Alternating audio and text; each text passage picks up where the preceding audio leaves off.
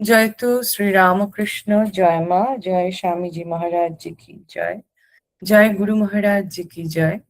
আপনার সারদা রামকৃষ্ণ পাঠচক্রের সমস্ত ভক্তবৃন্দকে আমার শ্রদ্ধা এবং প্রণাম জানিয়ে, ঠাকুরমা স্বামীজির চরণে শতকোটি প্রণাম জানিয়ে আজকের অনুষ্ঠান আমরা এখানেই শুরু করছি এবং প্রভুর কৃপায় আবার আমরা একত্রিত হতে পেরেছি। আর কদিন পরেই স্নান যাত্রা, আজকে তো ২৭ তারিখ, আর ঠিক ২৮, আর একদিন পরেই প্রভুর স্নান যাত্রা। তো সব মিলিয়ে আমাদের এখন একটি আষাঢ় মাসের সঙ্গে অনেক কিছুই সম্পর্ক, কিন্তু সব মিলিয়ে আজকের দিনটাতে আমাদের যে মা আবার বসিয়েছেন, এতে আমরা ধন্য। আমি সীতাদিকে অনুরোধ করব, দিদি আপনি বৈদিক মন্ত্র পাঠের মধ্যে দিয়ে অনুষ্ঠান শুরু করুন। ॐ श्री गुरुभ्यो नमः। हरि ॐ सहना भवतु, सहनौ भुनक्तु, सह वीर्यं कर्वावहै, तेजस्विनावधीतमस्तु मा विद्विषावहै। ॐ शान्ति शान्ति शान्तिः। ॐ आप्यायन्तु मम ज्ञानि वाक्यप्राणंश्चक्षुस्तोत्रं मथो बलमिन्द्रियाणि च सर्वाणि। सर्वं ब्रह्मोपनिषदं माहं ब्रह्म निराकुर्यां मा ब्रह्म निराकरतो अनिराकरणमस्तु अनिराकरणं मेस्तु तदात्मनि निरतेय उपनिषत्सु धर्मास्ते मयि सन्तु ते मयि सन्तु। ॐ शान्ति शान्ति शान्तिः। ॐ सन्नो मित्रः सं वरुणः सन्नो भवत्यर्यमा सं नो इन्द्रो बृहस्पति सं नो विष्णुरुक्रमः। नमो ब्रह्मणे नमस्ते वायु त्वमेव प्रत्यक्षं ब्रह्मासि त्वमेव प्रत्यक्षं ब्रह्म वदिष्यामि ऋतं वदिष्यामि सत्यं वदिष्यामि तन्मामवतु तद्भक्तारमवतु अवतु माम् अवतु भक्तारम्। ॐ शान्ति शान्ति शान्तिः। ॐ भद्रं कर्णेभिः शृणुयाम देवा भद्रं पश्येमाख्यभीर्यजत्राः स्थिरैरङ्गैस्तुष्टु वांसस्तनूभिर्यव्यसेम देवहितं यदायु। स्वस्ति न इन्द्रो वृद्धश्रवा स्वस्ति न पूषा विश्ववेद स्वस्ति नस्ताख्यो अरिष्ठनेमि स्वस्ति नो बृहस्पतिर्दधातु। ॐ शान्ति शान्ति शान्तिः। मधुवातारितायते मधुक्षरन्ति सिन्धव माध्वीन्नो सन्तोषति मधुनक्तमुतोषसि मधुमात् पार्थिवं रजः मधुघोरोऽस्तु न पिता मधुमात्रो वनस्पति मधुमा अस्तु सूर्य माध्वीर्गावो भवन्तु न। ॐ शान्ति शान्ति शान्तिः। ॐ पूर्णमद पूर्णमिदं पूर्णात् पूर्णमुदच्यते पूर्णस्य पूर्णमादाय पूर्णमेवावशिष्यते। हरि ओम तत्सत्। श्रीरामकृष्णार्पणमस्तु। जय ठाकुर, जय माँ, जय स्वामी जी। জয় তু শ্রী রামকৃষ্ণ। দিদিকে অনেক শ্রদ্ধা এবং নমস্কার। দিদির বৈদিক মন্ত্র পাঠের মধ্যে দিয়ে আমাদের প্রত্যেক দিনের ক্লাস শুরু হয়।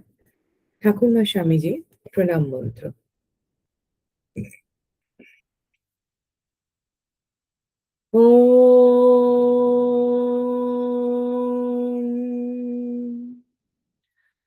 ॐ स्थापकाय च धर्मस्य सर्वधर्मस्वरूपिणे अवतार वरिष्ठाय रामकृष्णाय ते नमः। ॐ जननीं शारदां देवीं रामकृष्णं जगद्गुरुं पादपद्मे तयोः श्रित्वा प्रणमामि मुहुर्मुहुः। ओम नमः श्री जतिराजाय विवेकानंद सूरये सच्चित सुख स्वरूपाय शामिने तापहारिणे गुरु ब्रह्मा गुरु विष्णु गुरुदेव महेश्वर गुरुरेव परं ब्रह्म तस्मै श्री गुरुभ्ये नमः। हरि ओम तत्सत। जय तु श्री रामकृष्ण, जय মা, জয় স্বামীজি মহারাজ জি কি জয়। আমি আমাদের প্রথম পাঠ শুরু করতে মৌসুমীকে অনুরোধ করব। মৌসুমী, তুমি ভগবদ গীতার মাধ্যমে আমাদের প্রথম পাঠ শ্রবণ করাও। জয় মা। শোনা যাচ্ছে না? হ্যাঁ হ্যাঁ, শোনা যাচ্ছে। আমরা একদম শেষ পর্যায়ে এসে গেছি গীতা অষ্টাদশ অধ্যায়। যে গতদিনে আমরা শ্রবণ করেছি ৭৩ আর ৭৪ নম্বর শ্লোকটি, এবং এইখানেই এই ৭৪ এবং ৭৫ নম্বর শ্লোকটি আস্বাদন করেছিলাম। ৭৪ নম্বর ৭৩ নম্বর শ্লোকেই কিন্তু ভগবান শ্রীকৃষ্ণ এবং অর্জুনের যে দিব্য সংলাপ তার পরিসমাপ্তি ঘটে গিয়েছিল, এবং এরপর থেকে আমরা সঞ্জয়ের যে বক্তব্য তা আমরা আস্বাদন করছিলাম। এবং এই ৭৪-৭৫ যে গতদিনে আমরা শুনেছি সেটি একটু পুনঃস্মৃতি করাচ্ছি যে এই দুটি শ্লোকে সঞ্জয় রাজা ধৃতরাষ্ট্রকে তার কৃতজ্ঞতা যে ব্যক্ত করছেন, যে বলছেন ৭৪ নম্বর শ্লোকে বলছেন যে আমি বাসুদেব এবং মহাত্মা অর্জুনের এরকম অদ্ভুত রোমাঞ্চকর কথাবার্তা শুনলাম, এবং পরবর্তী শ্লোকে তিনি বলছেন যে ব্যাসদেবের কৃপায় যোগেশ্বর কৃষ্ণের মুখ থেকে প্রত্যক্ষভাবে আমি এই অতীব গুচ্ছ যোগতত্ত্ব শুনেছি। অর্থাৎ তিনি তার কৃতজ্ঞতা স্বীকার করছেন। পরবর্তী দুটি শ্লোক আমি এখন পাঠ করব। वसुदेवसुतं देवं कंसचाणूरमर्दनं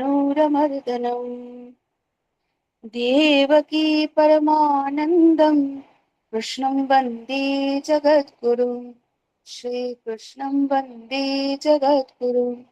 श्रीमद्भगवद्गीता अष्टदशाध्यायः मोक्षसंन्यासयोगः। सञ्जय उवाच ৭৬ নম্বর। राजन् संस्मृत्य संवादमिमम् अद्भुतम् केशवार्जुनयोः पुण्यं हृष्यामि च मुहुर्मुहुः। সঞ্জয় বলছেন ধৃতরাষ্ট্রকে, হে রাজা, শ্রীকৃষ্ণ অর্জুনের এই পবিত্র ও বিস্ময়কর সংলাপ বারবার স্মরণ করে আমি মুহুর্মুহু পুলকিত হচ্ছি। ৭৫ নম্বর শ্লোকে সঞ্জয় ব্যাসদেবের কৃপায় কিভাবে এই পরম গুহ্য যোগ ও ভগবানের শ্রীমুখের বাণী সরাসরি শুনতে পেয়েছিলেন তা যেমন তিনি কৃতজ্ঞতার সাথে স্বীকার করেছেন, তেমনি এই ৭৬ নম্বর শ্লোকে এসে তিনি কেবল সেই বাণী বা তত্ত্বজ্ঞানের মধ্যেই সীমাবদ্ধ থাকলেন না, বরং একাদশ অধ্যায়ে প্রদর্শিত ভগবানের সেই বিশ্বরূপ দর্শন, যে হরে রূপম অদ্ভুতম, চাক্ষুষ স্মরণে নিমগ্ন হলেন। শাস্ত্রীয় মতে ভগবানের বাণী, এবং বাণী হলো জ্ঞান এবং ভগবানের রূপ হলো বিজ্ঞান, এই দুটির মিলনই পূর্ণাঙ্গ উপলব্ধির কথা তিনি বলছেন। তিনি এখানে বলছেন কেশবার্জুনায়। কেশবার্জুন কেন বলছেন? কেশব ও অর্জুন এই পদ দুটি ব্যবহার করেছেন। শাস্ত্রীয় টিকাকারদের মতে এই নাম চয়নের পেছনে গভীর রহস্য আছে। কি রহস্য সেটি? না, ক শব্দের অর্থ হলো ব্রহ্মা এবং ঈশ্বর শব্দের অর্থ হলো শিব। যিনি ব্রহ্মা ও শিব উভয়কে নিয়ন্ত্রণ করেন তিনিই কেশব। আবার যিনি কেশী নামক অসুরকে বধ করেছেন তিনিই কেশব। সঞ্জয় ধৃতরাষ্ট্রকে পরোক্ষে মনে করিয়ে দিচ্ছেন যে পরমেশ্বর ভগবান শ্রীকৃষ্ণ যখন স্বয়ং অর্জুনের পক্ষে আছেন তখন কৌরবদের বিনাশ অনিবার্য। কেশব এবং অর্জুন আসলে সনাতন ঋষি নারায়ণ এবং নরের যে অবতার। এই শ্লোকে তাদেরই দিব্য মেল বন্ধনের কথা স্মরণ করে সঞ্জয় ভক্তিতে আপ্লুত হচ্ছেন। শ্রীধর স্বামীপাদের মতে সঞ্জয় ধৃতরাষ্ট্রকে বোঝাতে চেয়েছেন যে গীতার এই অমৃত বাণী ধৃতরাষ্ট্রের মতো কেবল জড় কানের শোনার বিষয় নয়, এটি অন্তরের কান দিয়ে অনুভব করার বিষয়। ধৃতরাষ্ট্র দিব্যচক্ষু পেয়েও তা নেননি।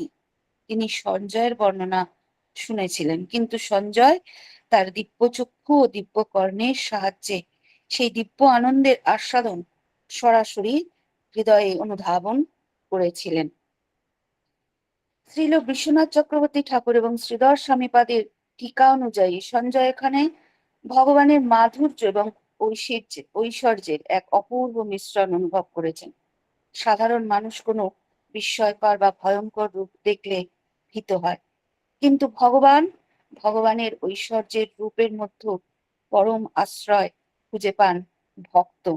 তাই সঞ্জয়ের বিস্ময় ভয়জনিত নয়, তা ভক্তিজনিত প্রেম ও আনন্দের স্বাধীনী বৃত্তির বহিঃপ্রকাশ। এখানে এই শ্লোকে বলছেন রাজন সংস্মৃত্য সংস্মৃত্য, এই পদের দ্বারা বোঝানো হয়েছে যে ব্রহ্মজ্ঞানের বা ভগবান তত্ত্বের নিরন্তর নিধিধ্যাসন অর্থাৎ গভীর ধ্যান অন্তঃকরণকে শুদ্ধ করে এবং জীবকে পরম শান্তিতে প্রতিষ্ঠিত করে। সঞ্জয়ের এই বারবার স্মরণ করা আসলে যোগীর সেই অবিচ্ছিন্ন ধ্যানাবস্থার প্রতীককে বুঝিয়ে দেয়। এরপরে একটু বলেছেন যে হরে শব্দটি বলেছেন, আচ্ছা হরে শব্দটি পরবর্তীতে বলেছেন। তো রসতত্ত্বের বিচারে সঞ্জয়ের অবস্থা গৌড়ীয় বৈষ্ণব দর্শন এবং সেই দৃষ্টিকোণ থেকে এর একটি যুগপৎ অর্থাৎ অদ্ভুত রস এবং ভক্তি রসের একটা যুগপৎ আস্বাদন হচ্ছে এই শ্লোকে। কি কি না, এক হচ্ছে বিস্ময় মহা, পরবর্তী শ্লোকে আমরা যাব। আর 2 নম্বর হচ্ছে হৃষ্যামি চ পুনঃ বা মুহুর্মুহু, এই যে সাত্ত্বিক বিকার, যা কেবল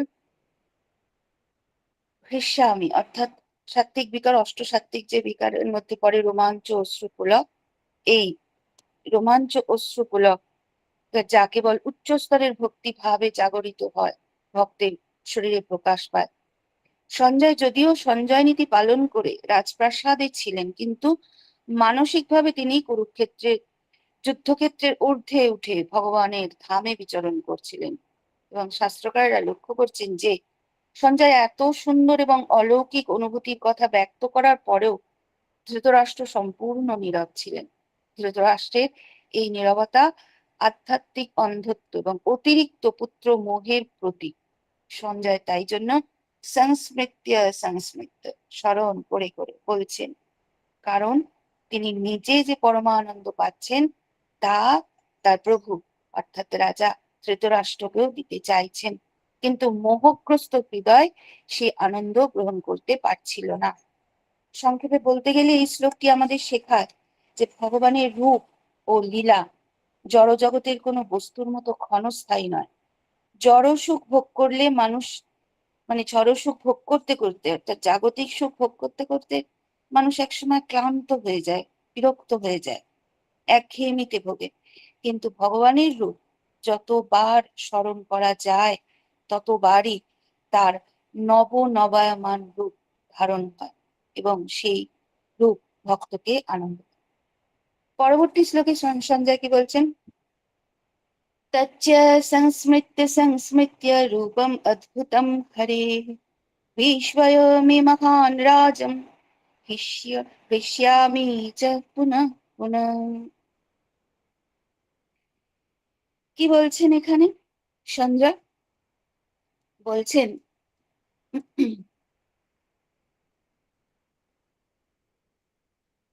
পড়ছি,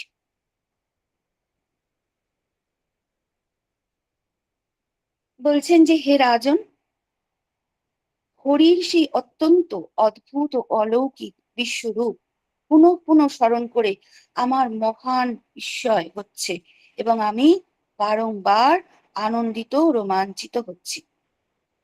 এই সমাপ্তি লগ্নে এসে সঞ্জয়ের আত্ম উপলব্ধি এবং ধৃতরাষ্ট্রের প্রতি এক পরম উপদেশ, হিতোপদেশ, এই শ্লোকটি, এই গভীর তাৎপর্য আছে। কি না, বিশ্বরূপের অলৌকিকত্ব ও বিস্ময়। অর্জুনকে প্রদর্শিত ভগবানের যে রূপ, যা গীতায় বর্ণিত আছে, বিশ্বরূপ দর্শন সঞ্জয় দিব্যচক্ষুর সাহায্যে দেখতে পেয়েছিলেন, তা ছিল যুগপৎ ভয়ঙ্কর ও পরম সুন্দর। তাই বলছেন অদ্ভুতম, সেই অদ্ভুতম অর্থে সাধারণ বুদ্ধি, অর্থাৎ সাধারণ বুদ্ধির অতীত। যে রূপের কথা মনে পড়তেই সঞ্জয় বিস্ময়ে স্তব্ধ হয়ে যাচ্ছেন। তাই তিনি বারবার করে বলছেন সংস্মৃত্য সংস্মৃত্য, যে ভগবানের এরূপ লীলা, এমন এক লীলা, এমন এক তত্ত্ব, যা একবার চিন্তা করে মন তৃপ্ত হয় না, বারবার স্মরণ করতে হয়। যতবারই স্মরণ করা যায় ততবারই আনন্দ ও ভক্তির উদয় হয়। শ্রীকৃষ্ণের রূপ স্মরণের মাধ্যমে সঞ্জয় যে আনন্দ লাভ করছেন তা কোনো জাগতিক সুখ নয়। আগের শ্লোকে আমি বললাম যে এটি একটি আধ্যাত্মিক আনন্দ বা ক্লাদিনী শক্তির প্রকাশ। সেই জন্য এখানে কি বলছেন তিনি, সঞ্জয় কি বলছেন, কৃষ্যামি চ পুনঃ পুনঃ, এই যে তার আনন্দের প্রভাবে তার শরীরে রোমাঞ্চ ও মনে যে পুলক সৃষ্টি হচ্ছে, যা কৃষ্যামি চ পুনঃ পুনঃ বাক্যাংশের মাধ্যমে তিনি ব্যক্ত করছেন। ধৃতরাষ্ট্রের প্রতি প্রচ্ছন্ন বার্তাও এখানে আছেন, যে ধৃতরাষ্ট্রকে রাজন বলে সম্বোধন করে পরোক্ষভাবে বোঝাতে চেয়েছেন যে যার সারথি স্বয়ং পরমেশ্বর ভগবান শ্রীকৃষ্ণ এবং যার রূপ এত অলৌকিক এবং মহাশক্তিশালী, সেই অর্জুনের পক্ষ ত্যাগ করে দুর্যোধনের জয়লাভের আশা করা ধৃতরাষ্ট্রের পক্ষে নিতান্তই মূর্খতা। মোহগ্রত ধৃতরাষ্ট্রকে জাগিয়ে তোলার এটিই ছিল সঞ্জয়ের শেষ চেষ্টা। শাস্ত্রীয় মতে এই শ্লোকটি প্রমাণ করে যে ভগবানের নাম, রূপ, গুণ ও লীলা স্মরণই হলো জীবের পরম কল্যাণ পথ। যখন একজন ভক্ত ভগবানের চরণে সম্পূর্ণ শরণাগত হন, তখন তার হৃদয়ে সংসারের সমস্ত ভয় ও শোক থেকে তিনি মুক্ত হয়ে যান এবং নিত্য আনন্দে তিনি সর্বদা বিচরণ করেন। এখানে একটি বলছেন হরে অদ্ভুতম, রূপম অদ্ভুতম হরে। তো হরে কেন বলছেন? হরে বলছেন এই জন্য যে হরি অর্থাৎ হরণ করেন, চাক্ষুষ স্মরণে নিমগ্ন হলেন। যে মানে শাস্ত্রীয় মতে এই বিশ্বনাথ ঠাকুর এবং শ্রীপাদ শ্রীধর স্বামীপাদের যে টিকা অনুযায়ী এখানে যে অদ্ভুত যে মাধুর্য এবং ঐশ্বর্য প্রকাশ পেয়েছে, সেইটি এখানে বলছেন যে ভগবান আমাদের এই যে অজ্ঞানতা সমস্ত হরণ করে নিচ্ছেন। তাই আমাদের এই হরে শব্দের অন্তর্নিহিত রহস্য, যে শ্রীকৃষ্ণের অনেক নামের মধ্যে সঞ্জয় এটি নিয়েছেন। কেন নিয়েছেন, এই শব্দটি বেছে নিয়েছেন? না, হরি শব্দের একটি হলো যিনি ভক্তের সমস্ত পাপ, তাপ, ভয় এবং জাগতিক মোহ হরণ করেন। সঞ্জয় ধৃতরাষ্ট্রকে সেই ইঙ্গিত দিচ্ছেন এবং শেষ ইঙ্গিত দিচ্ছেন যে কুরুক্ষেত্রের এই মহাযুদ্ধে শ্রীকৃষ্ণ কেবল পাণ্ডবদের পক্ষ নেননি, তিনি অর্জুনের মাধ্যমে সমগ্র বিশ্বের বিষাদ ও মোহ হরণ করে এক পরম অধ্যাত্ম রূপ প্রকাশ করেছেন। সেই জন্যই তিনি এখানে এই কথা বলছেন। আজ আমার বাণীকে এখানেই বিশ্রাম দিলাম। योगेशं सच्चिदानन्दं वासुदेवं व्रजप्रियं धर्मसंस्थापकं वीरं कृष्णं वन्दे जगद्गुरुं। श्रीकृष्णं वन्दे जगद्गुरुं। श्रीकृष्णार्पणमस्तु। श्रीगुरुदेवपादपद्मे अर्पणम् अस्तु। जय ঠাকুর, জয় মা, জয় স্বামীজি মহারাজ। উপস্থিত সকল ভক্তবৃন্দের চরণে আমার অন্তরের প্রণাম। খুব সুন্দর পাঠ মৌসুমী, অনেক অনেক ধন্যবাদ এবং শ্রদ্ধা ভগবান শ্রীকৃষ্ণের এই অমৃত কথা আমাদেরকে শোনানোর জন্য। কিন্তু এই লাইনটা, এই যে দুটো লাইনের মধ্যে আজও কিন্তু একই জিনিস ঘটে যাচ্ছে। আপনি দেখবেন বহু পরিবারে, বহু জায়গায়, দেশে বিদেশে সর্বত্র এই আধ্যাত্মিক অন্ধতা যে কথাটা, এই যে সঞ্জয়ের মতন কেউ কেউ যখন, খুব রেয়ার, কারণ বেশিরভাগ জনই তো এগুলো জানতে বা শুনতে আগ্রহী নয়, কিন্তু তার মধ্যে দেখবেন প্রত্যেকটা জায়গাতে হয়তো যদি প্রভুর কৃপাতে কেউ একজন এইরকম মানুষ থাকেন যিনি এই বিষয়ে কথা বলতে চান বা শোনাতে চান, আমরা শুনতে বা বুঝতে চাই না। এমন নয় যে সৎসঙ্গ হচ্ছে না, বা এমন নয় যে এইরকম ভাবে কেউ বোঝাচ্ছেন না, কিন্তু আমরা সেটা বুঝতে চাই না। এই শ্লোক দুটির মধ্যে দিয়ে সমগ্র ভগবদ গীতাতে এই যে এতক্ষণ ধরে বলে যাচ্ছে সেই এত কথা। এবং আমার তো সঞ্জয়ের চরিত্রকে অসাধারণ লাগে, যে তিনি কিভাবে, মানে তিনি কতটাই পুণ্যাত্মা ছিলেন, যে তিনি পুরো জিনিসটাকে দর্শন করলেন, পুরো ব্যাখ্যা দিলেন। আমি কাল না পরশু একটা বেশ নতুন ধারণা শুনলাম, মানে প্রতি মুহূর্তেই তো শেখা। বলছেন, এক ভদ্রলোক বলছিলেন যে আমাদের আজকের এই যে পডকাস্ট বা এই যে ইউটিউবে যে আমরা শুনছি বা কথা আলোচনা, পডকাস্টই মেনলি, আজ থেকে তো 5,000 বছর আগে প্রথম পডকাস্টটা হয়ে গেছে, যেটা সঞ্জয় বলেছেন দেখে, যে ধৃতরাষ্ট্রকে পুরো ভগবদ গীতার পডকাস্ট যেন সঞ্জয়ই করে দিয়েছিলেন আমাদের পুরো জগতের জন্য।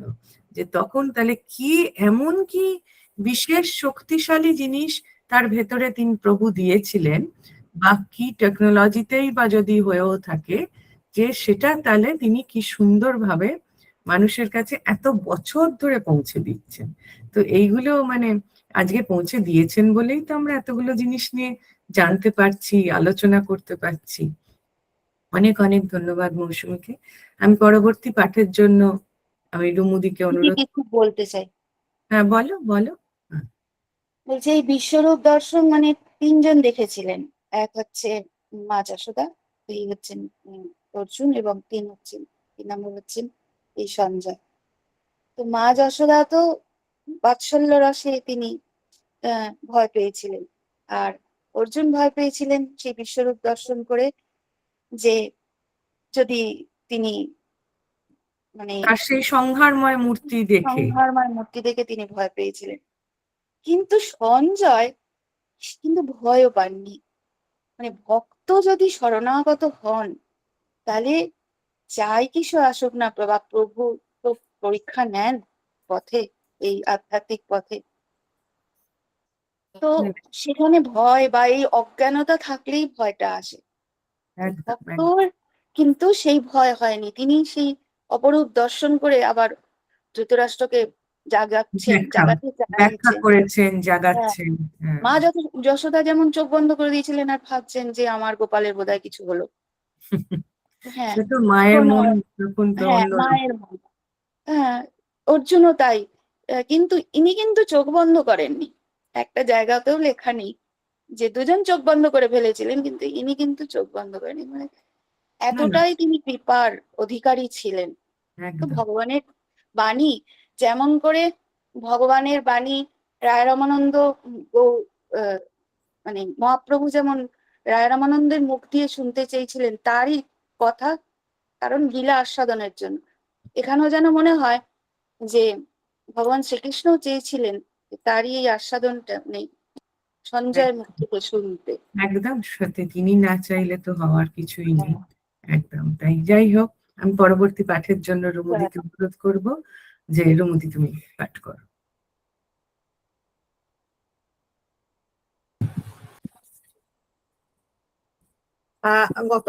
গতদিন আমরা থাউজেন্ড আইল্যান্ড পার্কে ঘটনাটা পড়েছিলাম।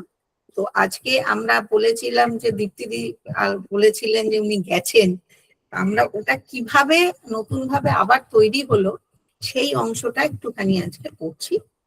এটি স্বামী বিবেকানন্দ এক অনন্ত জীবনের জীবনীর ৫ম খণ্ড, সঞ্জীব চট্টোপাধ্যায়ের লেখা, তার থেকে আমি পড়ছি। স্বামী চেতনানন্দজি একটা শব্দ ব্যবহার করেছেন, পুনরাবিষ্কার। অর্থাৎ হাজার দ্বীপের এই স্মৃতিটি দীর্ঘকাল আড়ালে চলে গিয়েছিল। কত বড় ইতিহাস এখানে প্রথিত হয়ে আছে তার খবর ব্যস্ত আমেরিকাবাসীরা রাখেননি। ইতিমধ্যে কালের পাতা উল্টে গেছে, দুটি বিশ্বযুদ্ধ হয়ে গেছে। 1947 সাল, ইংরেজদের অতীত প্রভুত্ব নতুন পৃথিবীতে ক্রমশ গুটিয়ে আসছে। দ্বিতীয় বিশ্বযুদ্ধের একটি অবদান বিজ্ঞানের প্রভূত অগ্রগতি, আণবিক শক্তির আবিষ্কার, স্থলে জলে অন্তরিক্ষে মানুষের নিয়ন্ত্রণ ক্রমশই প্রভুত্বের আকার নিচ্ছে।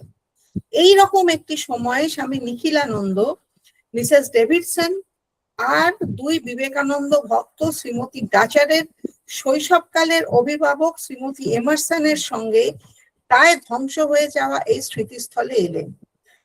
শ্রীমতী কক্সের পুত্র জর্জ তাঁদের পথপ্রদর্শক হয়েছিলেন এইটাই পুনরাবিষ্কার। 1 বছর পরে 1948 সালের বসন্তকালে কটেজটির সংস্কারের কাজ শুরু হলো। স্বামী চেতনানন্দজির লেখা থেকে আমরা বিস্তারিতভাবে জেনে নেব পুনরুদ্ধারের কাজটি কিভাবে শেষ হলো এবং কতদিন সময় লাগলো। 1948 সালের বসন্তকালে কটেজ সংস্কার শুরু হয়। জনৈক ভক্ত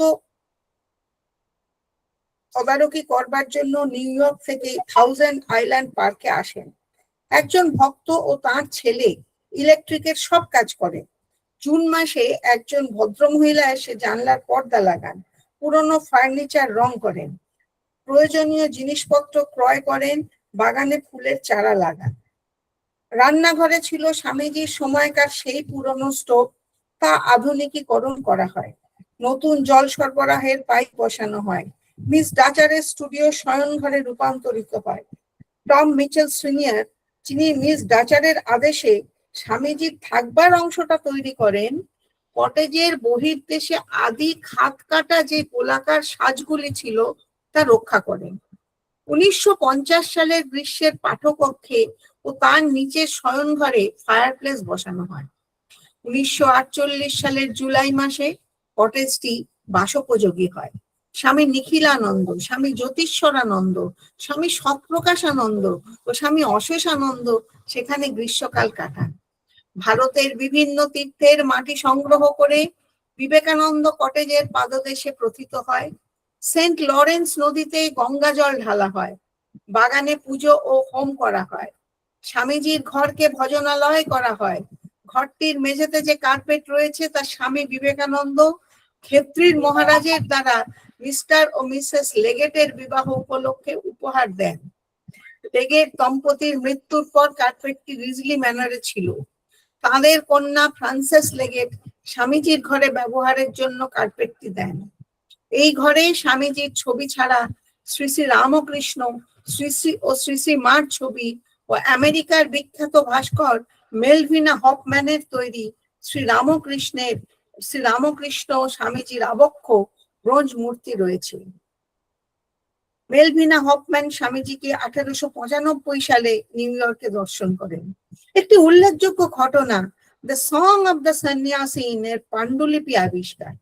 বিবেকানন্দ কটেজের নবরূপদান কালে মিস্ত্রিরা সেটি আবর্জনা ফেলার পাত্রে রেখে দেয়। ইলেকট্রিক মিস্ত্রির ছেলে সেটি তুলে নেয় এবং 7 বছর নিজের কাছে রাখে। পরে সে সেটি নিখিলানন্দকে দেয়। যখন স্বামী নিখিলানন্দ তাকে জিজ্ঞাসা করেন সে কেন এত বছর এটি নিজের কাছে রেখেছিল, তখন তার কারণ বলতে সে অপারগ হয়। পাহাড়ের সানুদেশে মিসেস ডেভিডসন এবং আরেকজন ভক্ত দুটি কটেজ স্বামী নিখিলানন্দকে দেন। মিসেস ডেভিডসন তার কটেজের নাম রাখেন শ্রী সারদা কুটির। এখানে মহিলা ভক্তদের গ্রীষ্মে থাকবার ব্যবস্থা হয়। অপর কটেজটির নাম বেদান্ত কটেজ, যেখানে স্বামী নিখিলানন্দ থাকতেন এবং গ্রন্থ লিখতেন। প্রথম দিকে বিবেকানন্দ কটেজে গ্রীষ্মগুলি সাধারণভাবে উদযাপিত হতো। স্বামী নিখিলানন্দ কয়েকজন ছাত্রকে গ্রীষ্মের পুরো বা আংশিক সময় কটেজে থাকবার আমন্ত্রণ করতেন। কেউ কেউ স্থানীয় হোটেলে থাকতো, আবার কোনো কোনো আগন্তুক স্বামীজির স্মৃতিপুত কটেজ দেখতে আসতো। প্রতি গ্রীষ্মে আমেরিকার বিভিন্ন বেদান্ত কেন্দ্রের ভক্তেরা তীর্থের উদ্দেশ্যে এখানে এসে থাকেন।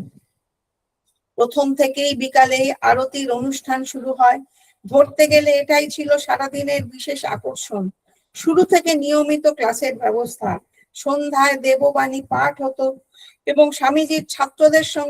স্বামীজিরা ছাত্রদের সঙ্গে পাঠ বিষয়ে আলোচনা করতেন। 1955 পর থেকে রীতিমতো ক্লাস শুরু হয়। সন্ধ্যার পরিবর্তে সকালে স্বামী নিখিলানন্দ উপনিষদ ব্যাখ্যা শুরু করেন। 1962 সালের গ্রীষ্মে তিনি ছান্দোক্য উপনিষদের 6ষ্ঠ অধ্যায় পড়ান। ক্লাস 2 সপ্তাহকাল চলে এবং উৎসাহী ছাত্রেরা একদিনের জন্য ক্লাস ছেড়ে যায়নি। এই গ্রীষ্মগুলিতে হাসি ঠাট্টার অভাব ছিল না। যেমন স্বামী বিবেকানন্দ আমেরিকার শিষ্যদের জন্য রান্না করতেন, তেমনি এখানকার স্বামীজিরাও ভারতীয় খাবার রান্না করে বনভোজনের ব্যবস্থা করেন বা ছাত্রদের নিয়ে আমোদ ভ্রমণে যান। বিবেকানন্দ কটেজের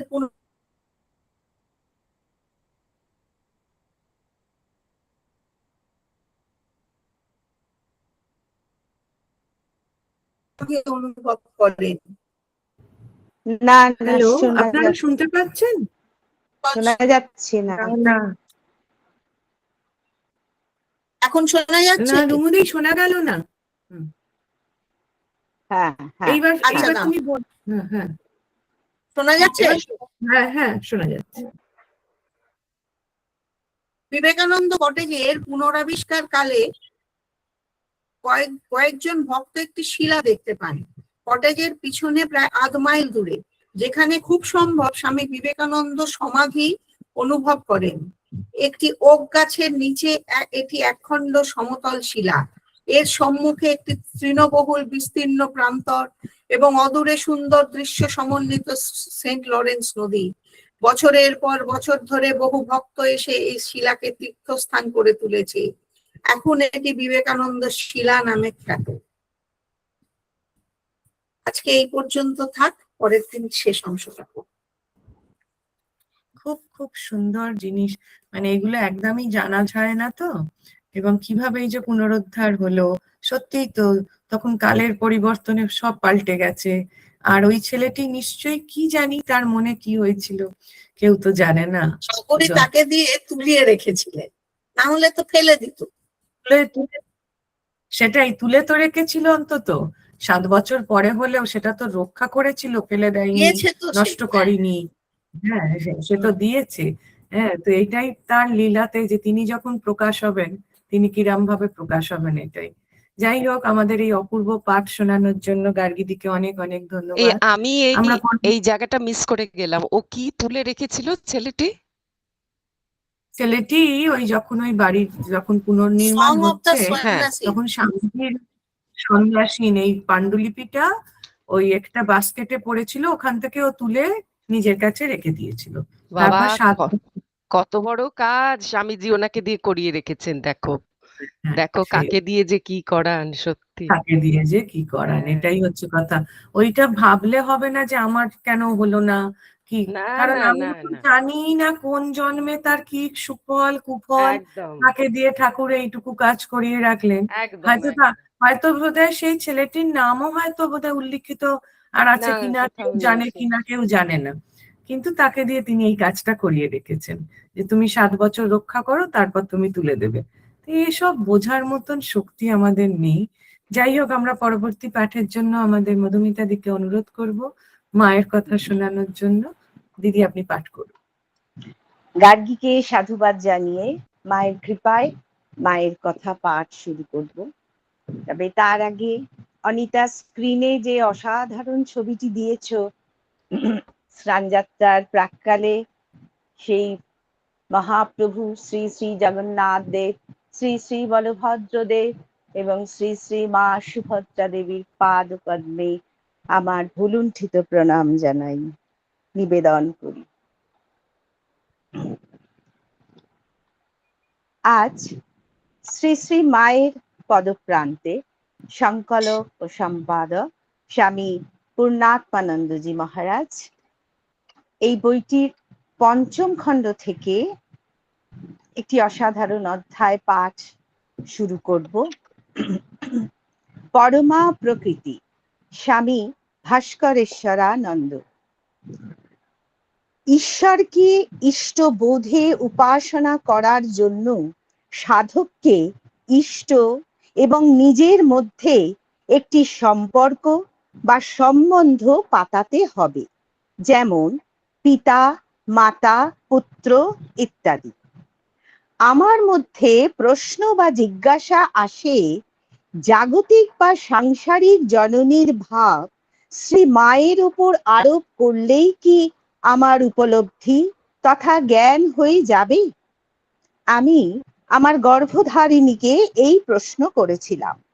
তখন তিনি আমাকে সোজা উদ্বোধনে শ্রী মায়ের নিকট নিয়ে গিয়ে বললেন, তুই সরাসরি মাকে জিজ্ঞাসা কর। আমি শ্রীমাকে সেই একই প্রশ্ন জিজ্ঞাসা করলাম। শ্রীমা আমাকেও আমার মাকে বললেন, জাগতিক দিক দিয়ে আমি সেই ধরনের মা নই। যদি তুমি আমার উপর এই জাগতিক ভাব আরোপ করো সেটা ঠিক হবে না। তারপর আরো বললেন, আমি তোমার মা আবার বাবাও বটে। আমি শুনে স্তম্ভিত হয়ে গেলাম যে তিনি আমার বাবাও। তখন শ্রী শ্রী মা আরো বললেন, আমার এই বাইরের আকার বা চেহারা দিয়ে অথবা আমি রামচন্দ্র মুখার্জির কন্যা বা শ্রীরামকৃষ্ণের স্ত্রী এইভাবে আমাকে দেখো না বা বিচার করো না। আমার চেহারা বা আকার ভুলে গিয়ে আমার ওপর ধ্যান করো। আমি সেই অতীন্দ্রিয় সত্তা যেখান থেকে সমস্ত জগৎ প্রকাশিত হচ্ছে। আমি কেবল তোমার মা বাবাই নই, আমি তোমার ঠাকুমাও। আমার ঠাকুমা তখন আমাদের সঙ্গেই ছিলেন। আমাকে এই ভাবে জানো, এই আলোতে উপলব্ধি করো। পরবর্তীকালে আমি জিজ্ঞাসা করেছিলাম, এটা কি দার্শনিক ভাবেও সত্য যে আপনি মা, জগৎ প্রসবিনীর ঘনীভূত মূর্তি? এই বিষয়ে শ্রীমা অত্যন্ত জোরের সঙ্গে বলে উঠেছিলেন যে হ্যাঁ, তিনি সেই পরম তত্ত্বের আদি শক্তি। অর্থাৎ আমাদের শ্রীমা সাধারণ নারী নন, তিনি সেই আদ্যা শক্তি, পরমা প্রকৃতির মূর্ত বিগ্রহ। শ্রী মায়ের কাছ থেকে নিচে আসার সময় শারদানন্দজির বৈঠকখানায় তার সঙ্গে দেখা করলাম। আমরা শ্রী মাকে যে প্রশ্ন করেছিলাম সে বিষয়ে তাকে আলোচনা করতে বললাম। শারদানন্দজি বললেন যে যুবা বয়সে এই একই প্রশ্ন তার মনেও উদিত হয়েছিল। বললেন, ছাত্রাবস্থায় একদিন আমি দক্ষিণেশ্বরে এসেছিলাম। তখন ভাবতে ভাবতে যাচ্ছিলাম ঠাকুরের ঘরে আমার বাবা রামকৃষ্ণ থাকেন আর নহবতে আমার মা থাকেন। তাদের সম্পর্কে আমার যথাযথ দৃষ্টিভঙ্গি কি হবে? আমি তাদের কিভাবে উপাসনা করব? এই প্রশ্ন মনের মধ্যে নিয়ে আমি ঠাকুরের ঘরে প্রবেশ করলাম। সঙ্গে সঙ্গে ঠাকুর বলে উঠলেন, স্বরূপ, তোর মনে এই প্রশ্ন উঠেছে, মনে রাখিস এখানেই, অর্থাৎ তিনি স্বয়ং শিব আর ও অর্থাৎ শ্রী শ্রীমা হলো শক্তি, কিন্তু আমরা একই সত্তার। এখানেই শক্তি, আবার এখানেই কালী। আমাদের দুজনের মধ্যে কোনো ভেদভাব রাখবি না। সেই সময় তার মুখমণ্ডল দিব্য জ্যোতিতে উদ্ভাসিত হয়ে উঠেছিল। পরে আমি স্বয়ং শ্রীমার নিকট গিয়ে এই প্রশ্ন জিজ্ঞাসা করি। যখন প্রশ্ন করা হলো তিনি নীরব হয়ে রইলেন, কিন্তু যখন আরো পবিত্র ভাব নিয়েই প্রশ্ন করলাম, দেখলাম শ্রীমা মা কালী রূপে রূপান্তরিত হয়ে গেলেন। আমি খালি চোখে এই দৃশ্য দেখলাম। এটি ছিল স্বামী শারদানন্দের প্রথম দর্শন। শ্রীমাও বলে উঠলেন, এখানে শিব, এখানে শক্তি, আমি সমগ্র জগতের পিতা, আমি সমগ্র জগতের মাতা। এই ছিল স্বামী শারদানন্দের শ্রীমা বিষয়ে প্রত্যক্ষ উপলব্ধি, যা তিনি আমাদের নিকট বলেছিলেন। কালী শিব অভেদ। আরেক দিনের ঘটনা, শিব বক্ষে মা কালীর নৃত্যরত ছবি দেখে আমার মনে একটি প্রশ্ন উঠল, কে বড়, কালী বড় না শিব বড়? আমার অধ্যাপক বন্ধু মন্মথনাথ মুখার্জিকে সেই প্রশ্নটি করলাম। তিনি ছিলেন তন্ত্র শাস্ত্রে বিশেষজ্ঞ, তিনি বললেন, এখানে কোনো বড় ছোটর ব্যাপার নেই, শিব ও কালী পরস্পর অভেদ। এরপর আমরা উদ্বোধনে পৌঁছলাম। শ্রীমাকে এই একই প্রশ্ন করতে গৌরীমা ঘরের মধ্যে এসে কি ব্যাপার জিজ্ঞাসা করলেন। আমরা তাকে প্রশ্নটি করলাম। সঙ্গে সঙ্গে গৌরীমা শ্রীমাকে সাষ্টাঙ্গ প্রণাম করলেন এবং জোর হাত করে বলতে লাগলেন, আমার মা, তুমি শিব, তুমি শক্তি, তুমি সব কিছু।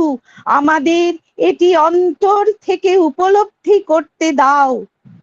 যখন আমরা কে বড় এই প্রশ্ন তুললাম, তখন শ্রীমা চুপ করে রইলেন। আমার মা শ্রীমায়ের আশ্রিত সন্তান, তাই আরো বিশদ জানতে চান। তিনি তৎক্ষণাৎ প্রশ্ন তুললেন, তুমি কি কালী, শিব না ঠাকুর?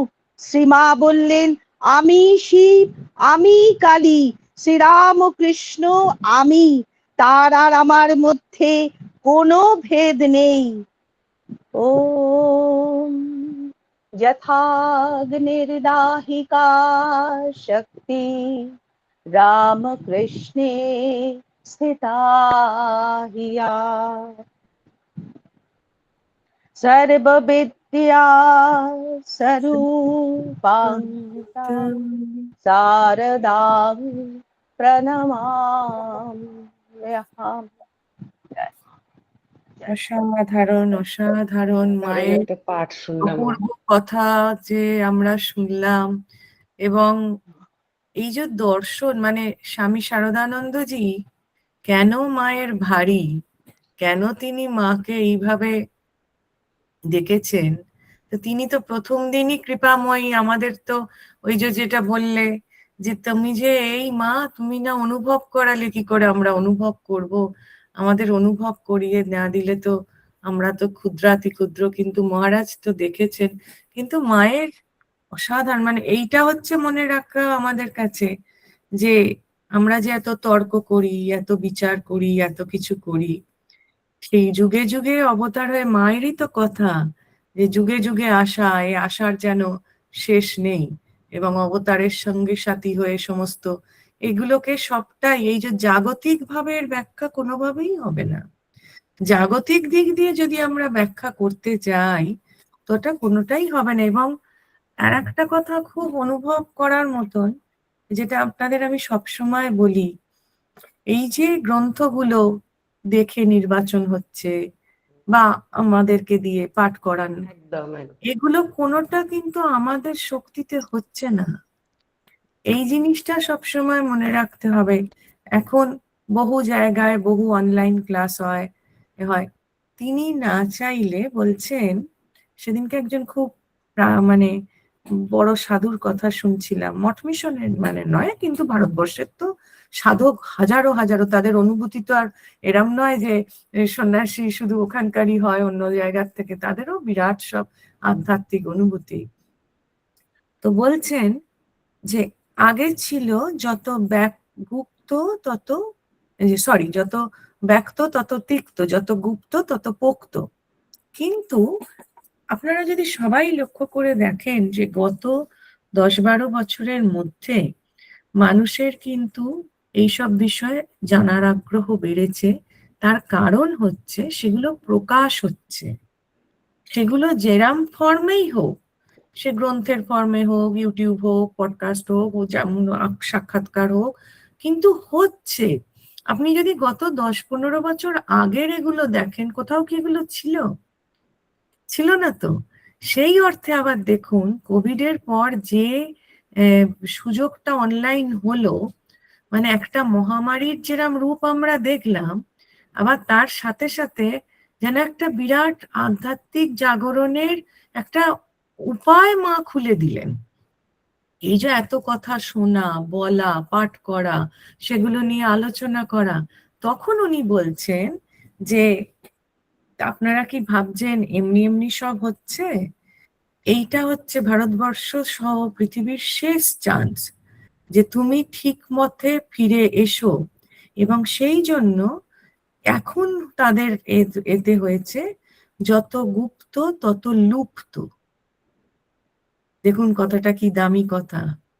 এতদিন আমরা করেছি কি, এতে আমার অধিকার নেই, ওটা তুমি পড়বে না, এতে তুমি হাত দেবে না, বা এইটা জানা যাবে না, এগুলো রহস্যময় জিনিস। এগুলো মানুষ আজকে কোথায় কোথায় পৌঁছে যাচ্ছে, গিয়ে সেগুলোকে পোস্ট করছে। দেখুন খারাপ, আমি বলছি না যে মানে যারা খারাপ আমি সেই বিষয়গুলো নিয়ে ধরছি না, কিন্তু আজকে আমার আপনার মতন একেবারে সাধারণ মানুষ একদম আমরা তো দেখতে পাচ্ছি কৈলাস মানস সরোবর যদি নাও যেতে পারেন, কিন্তু এত ভালো সমস্ত ভিডিও এখন রয়েছে, মনে হবে আপনি তাদের সাথেই হাঁটছেন।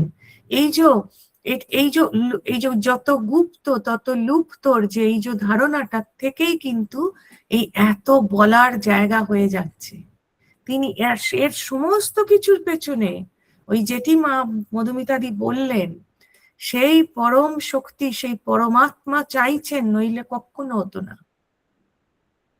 তার ফর্মটা চেঞ্জ হতে পারে, তিনি নারী হতে পারেন, পুরুষ হতে পারেন, তিনি অবতার রূপে আসতে পারেন, তিনি তা অবতারের সঙ্গী রূপে আসতে পারেন, তিনি কোথাও সঞ্জয় হতে পারেন, কোথাও শ্রীমা হতে পারেন, কোথাও বরাহ অবতার হতে পারে।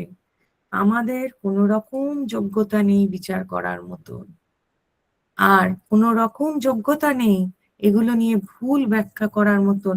তার কারণ হচ্ছে যে তিনি যদি মনে করেন তিনি কি না হতে পারেন, সেই হচ্ছে কথা। তিনি পুরুষ, ওই যে গানে আছে, তুমি পুরুষ কি নারী বুঝতে নারী, তুমি আধা রাধা আধা কৃষ্ণ, তুমি কোথায় কি হচ্ছ সে বোঝার মতো শক্তি আমাদের নেই।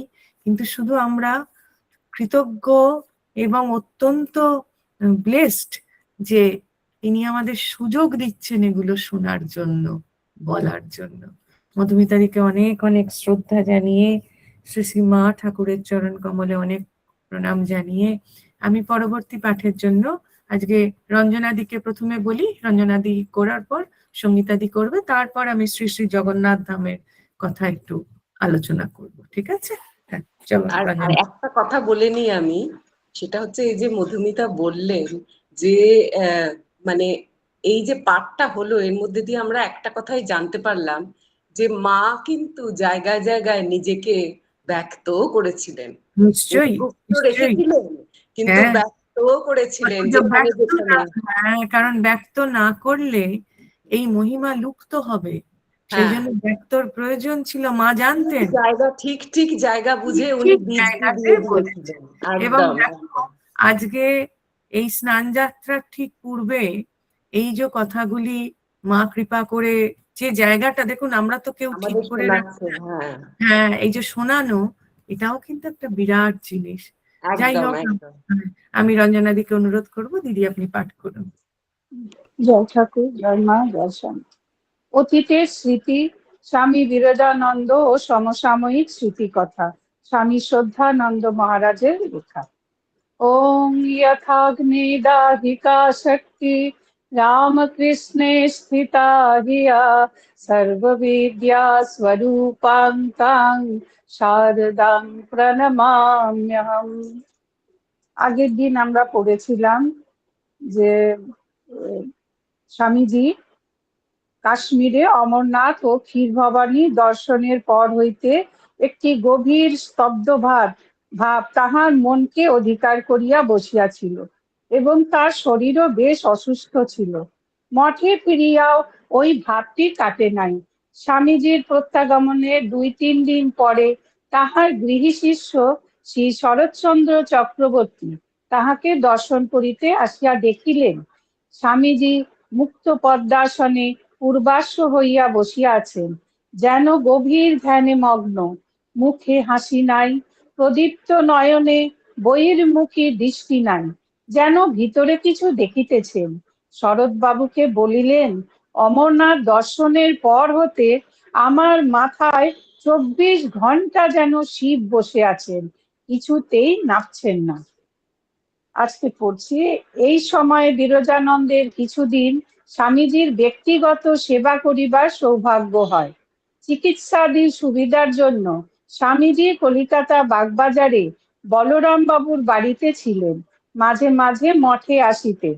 13ই নভেম্বর 1898 সালের পূর্ণ স্মৃতি বিরজানন্দের চিত্তে অক্ষয় সম্পদ হইয়া রহিয়াছিল। সেদিন কালী পূজা।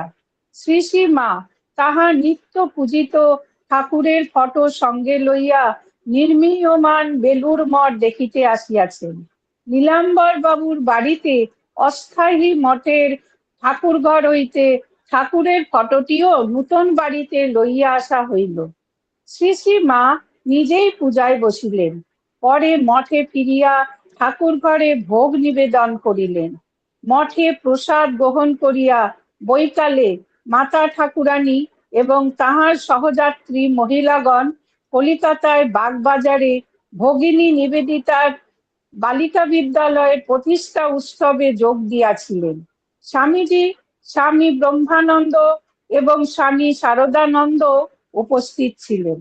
ইহার পরে 9ই ডিসেম্বর 1898 সেই অবিস্মরণীয় স্মৃতি, বেলুর মঠের প্রতিষ্ঠা। স্বামীজি প্রত্যুষে উঠিয়া গঙ্গা স্নানান্তে ঠাকুরের পাদুকার বিল্বদল ও পুষ্পাঞ্জলি প্রদান করিয়া ঠাকুরের ভস্মাস্থির কৌটাটি, আত্মারামের কৌটা, নীলাম্বর বাবুর বাগান হইতে নিজের দক্ষিণ স্কন্ধে বহন করিয়া সাধু, ব্রহ্মচারী এবং ভক্তগণ সহ নূতন মঠে লইয়া আসিয়াছেন। শঙ্খ ঘণ্টা রোলে গঙ্গা তট মুখরিত।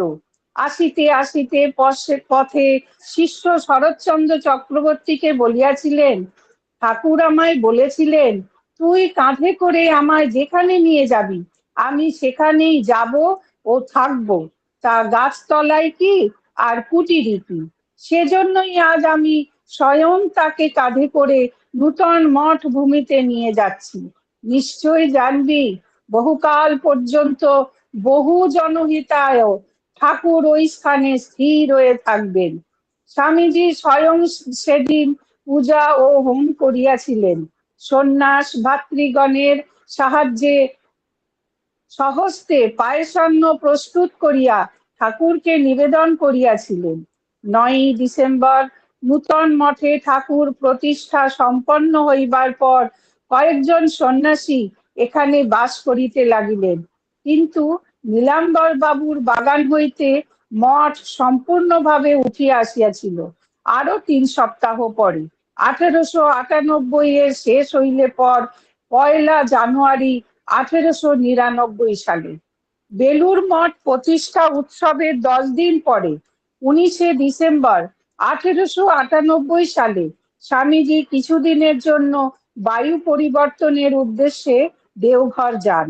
সঙ্গে ছিলেন ব্রহ্মচারী হরেন্দ্রনাথ নাদু। স্বামীজি ঠাকুরের ভক্ত প্রিয়নাথ মুখোপাধ্যায় মহাশয়ের আতিথ্য গ্রহণ করিয়াছিলেন।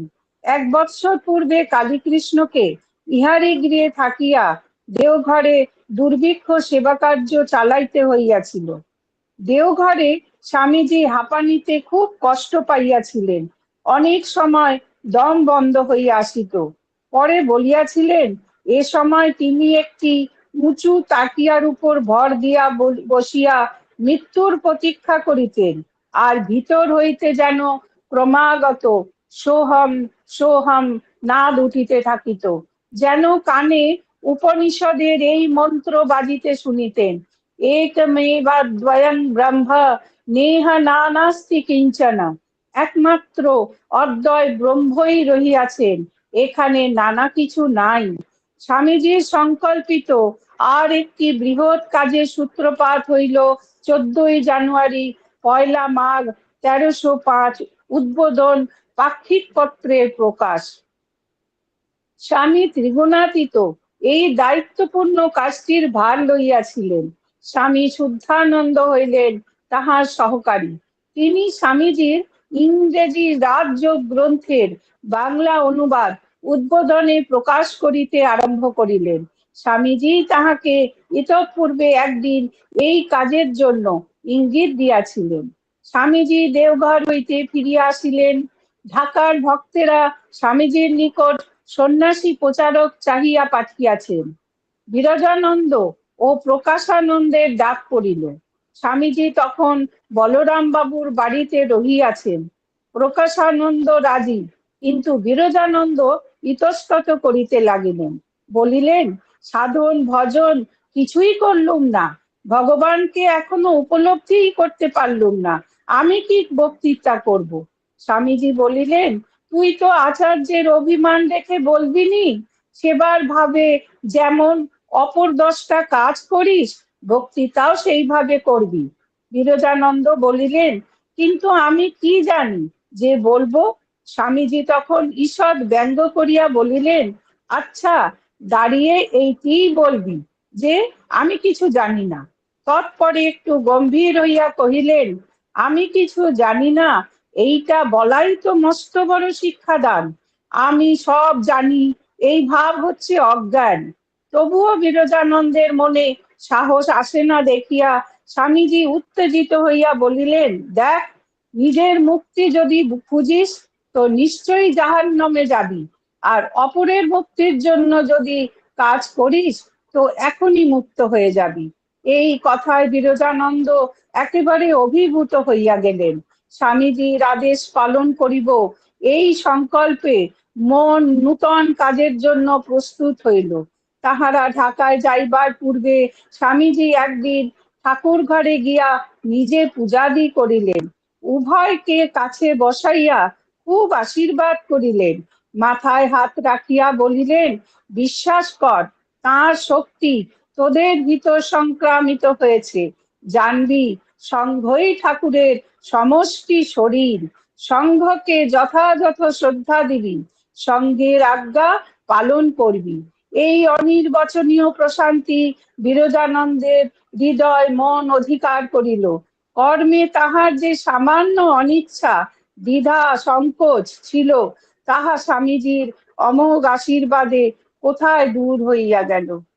ওম নিরঞ্জনম নিত্য অনন্ত রূপম ভক্তানুকম্পাদিত বিগ্রহং বৈ ঈশাবতারং পরমেশমিদং তং রামকৃষ্ণং শিরসা নমামি।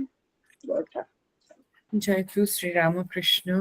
স্বামীজি এবং বিরজানন্দজির এই পূর্ণ কথা পাঠ দ্বারা রঞ্জনাদি আমাদেরকে সমৃদ্ধ করে। রঞ্জনাদি যে সমস্ত বইগুলো মা রঞ্জনাদিকে দিয়ে পাঠ করান, সেগুলো আবার আমরা লক্ষ্য করলে দেখব, সেগুলো যেন সবসময় মঠের ভাগটা, মানে ঠাকুরের শরীর, মানে যেরকম এই যে যেটা বলছিল মৌসুমী, ভগবদ গীতাতে যেখানে উল্লেখ করা রয়েছে যে ভগবানের মূর্তির যেরম ব্যাখ্যা, জ্ঞান বিজ্ঞান সবকিছু, আবার বাণীর এক রকমের ব্যাখ্যা, তেমনি এই পুরো মঠ এবং মঠের যারা সন্ন্যাসী সংঘ, যাদের জীবন জানলে পরে আমাদের উপকার হবে, ঠাকুর কিরম ভাগ করে রেখেছেন, সেই ভাগটি রঞ্জনাদি আজ এত দীর্ঘ, এই এত বছর ধরে যতদিন রয়েছেন, ওনাকে দিয়ে ঠাকুর আবার এইগুলো আমাদেরকে জানিয়ে দেন। অনেক অনেক ধন্যবাদ দিদি। আর এই কথাটা কি দামি কথা যে আমি কিছু জানি না বলতে পারা। আমি সব জানি, এইটার থেকে আমি তো জানি না এই কথাটা বলতে পারাই একটা বড় শিক্ষা। দ্বিতীয় কথা হচ্ছে, যখন বলবে, যদি ভাবো এটা আমি ঠাকুরের সেবা করছি, তাহলে সে বলাটাও তার সেবাতে চলে যাবে। এই যে প্রত্যেকটা জিনিস থেকে আমাদের যে শেখা হয়। আচার্যের অভিমান রেখে বলবে না, এই একটা বিরাট কথা, যে আমি অসাধারণ, জানি তাই অসাধারণ আমি কথা। বলছি। হ্যাঁ, মানে অসাধারণ। রঞ্জনাদির পাঠের মধ্যে দিয়ে এগুলো যেন ঠাকুর কত শিক্ষণীয় আমাদের আছে আমাদের হ্যাঁ, আজও। শিক্ষার, একদম এইগুলো একদম। শিক্ষণীয়। মানে ঠাকুর আমাদের এই ক্লাসগুলোকে, আমি মাঝে মাঝে ভাবি, কোনোটা হ্যাঁ, বুদ্ধির ভাবে, কোনোটা বিজ্ঞানের ভাবে, কোনোটা ঐতিহ্যের ভাবে, কোনোটা কিভাবে সুন্দর করে ভাগ করেছে। রঞ্জনাদির কাজটা হচ্ছে যে শক্ত শক্ত করে জিনিসগুলোকে ঠাকুর ওকে দিয়ে বলিয়ে নেন যে এইগুলো হচ্ছে শিক্ষার, এগুলো হ্যাঁ, না জানলে জীবনে হ্যাঁ, এই যতই তুমি শোনো, আজকে তো হাজার হাজার মানুষ পাঠ শুনছে, ক্লাসে যাচ্ছে বিভিন্ন জায়গায়, কিন্তু তারপরেও তো যেই আমরা বেরোচ্ছি, তা ভিতর থেকে, মুখ থেকে আমাদের বেরিয়েই যায় সেই জায়গাগুলোই শিক্ষাগুলো। অনেক অনেক ধন্যবাদ এবং শ্রদ্ধা জানিয়ে আমি সঙ্গীতাদিকে অনুরোধ করব পরবর্তী পাঠের জন্য। আমি মণি মহেশ যাত্রার প্রায় শেষাশেষি পৌঁছে গেছি, কিন্তু মনে হয় আমার আরেকটাও পাঠ লাগবে, তো 2 দিনের মধ্যে এটা মোটামুটি শেষ হয়ে যাবে। তো তো আমরা দেখেছি এর আগে মাতাজি মণিমহেশ যাত্রা করছেন, উনি ভারমোর অবধি পৌঁছে, এর আগের বার আমরা দেখলাম ভারমোর সবে উনি ছেড়েছেন, এবারে উনি হাডসারের দিকে এগোচ্ছেন। এবার গন্তব্যস্থল হাডসার। জন্মাষ্টমীর সময় এলে যানবাহন পাওয়া যায়, কিন্তু আমাদের কাজ মিটিয়ে আসতে বিলম্ব ঘটেছে যাত্রার সূচনায়, এখন তার মাসুল দেওয়ার পালা।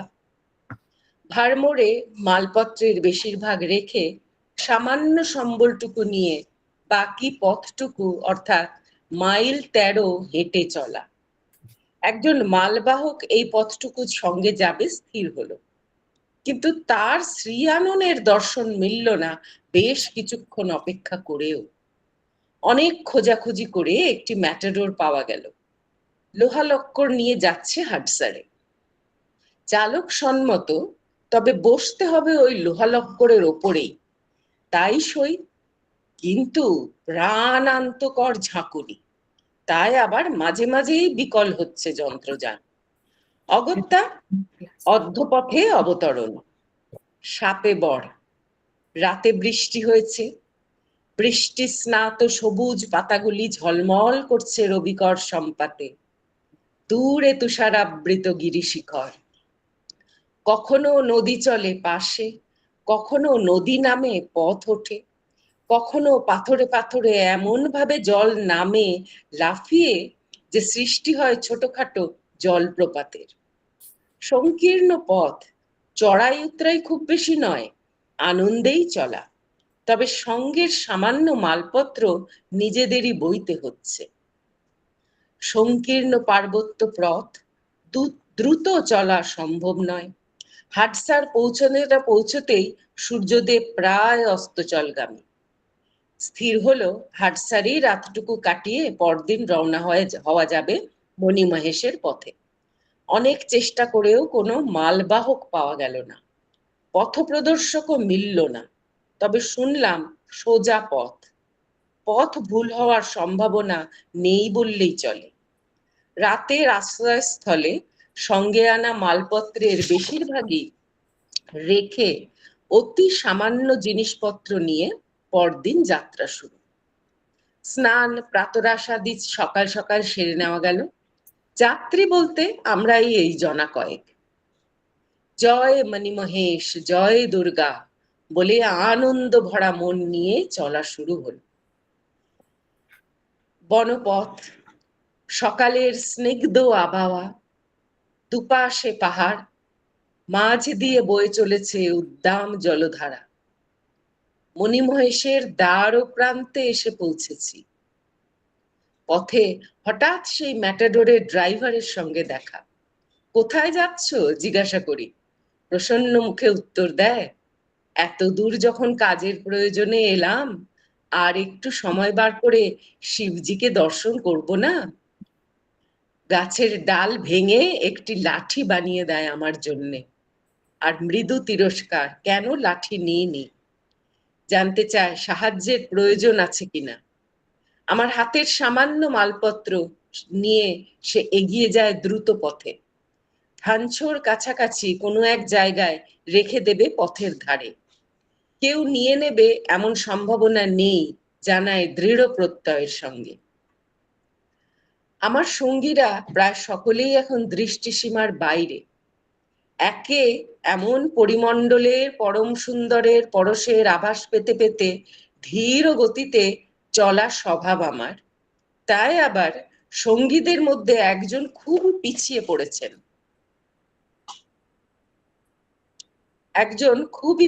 পড়েছেন। শৈত্যের আশঙ্কায় সেই যে ভোররাত্রে অনেক গরম পোশাক শরীরে জড়িয়েছিলেন, সেগুলো এখন বোঝা হয়ে দাঁড়িয়েছে। ছবি তোলা তার নেশা, দামি এবং ভারী ক্যামেরাও তার, সেটিও এখন দুর্বহ। শরীরটিও একটু ভারী। পদব্রজে যাওয়া খুবই কষ্টকর তার পক্ষে। তিনি শেষতম যাত্রী আজকের। তাকে একলা রেখে যাওয়া যায় কি? দুজনেই চলছি সম্মুখ গতিতে, তবে নিশ্চিন্তে এবং সানন্দে। আর তো মাত্র কয়েক মাস পরেই ধানছ। আজকের বিশ্রাম স্থল, সন্ধ্যার পূর্বে পৌঁছে যাব নিশ্চয়ই। হায় রে ক্ষুদ্র মানবের হিসাব নিকাশ, এক লহমায় সব ওলট পালট। হঠাৎ প্রচন্ড শব্দ, যেন বিস্ফোরণের আওয়াজ। পলকের মধ্যে সামনে খালি ধুলোর রাশি। 1 মিনিট।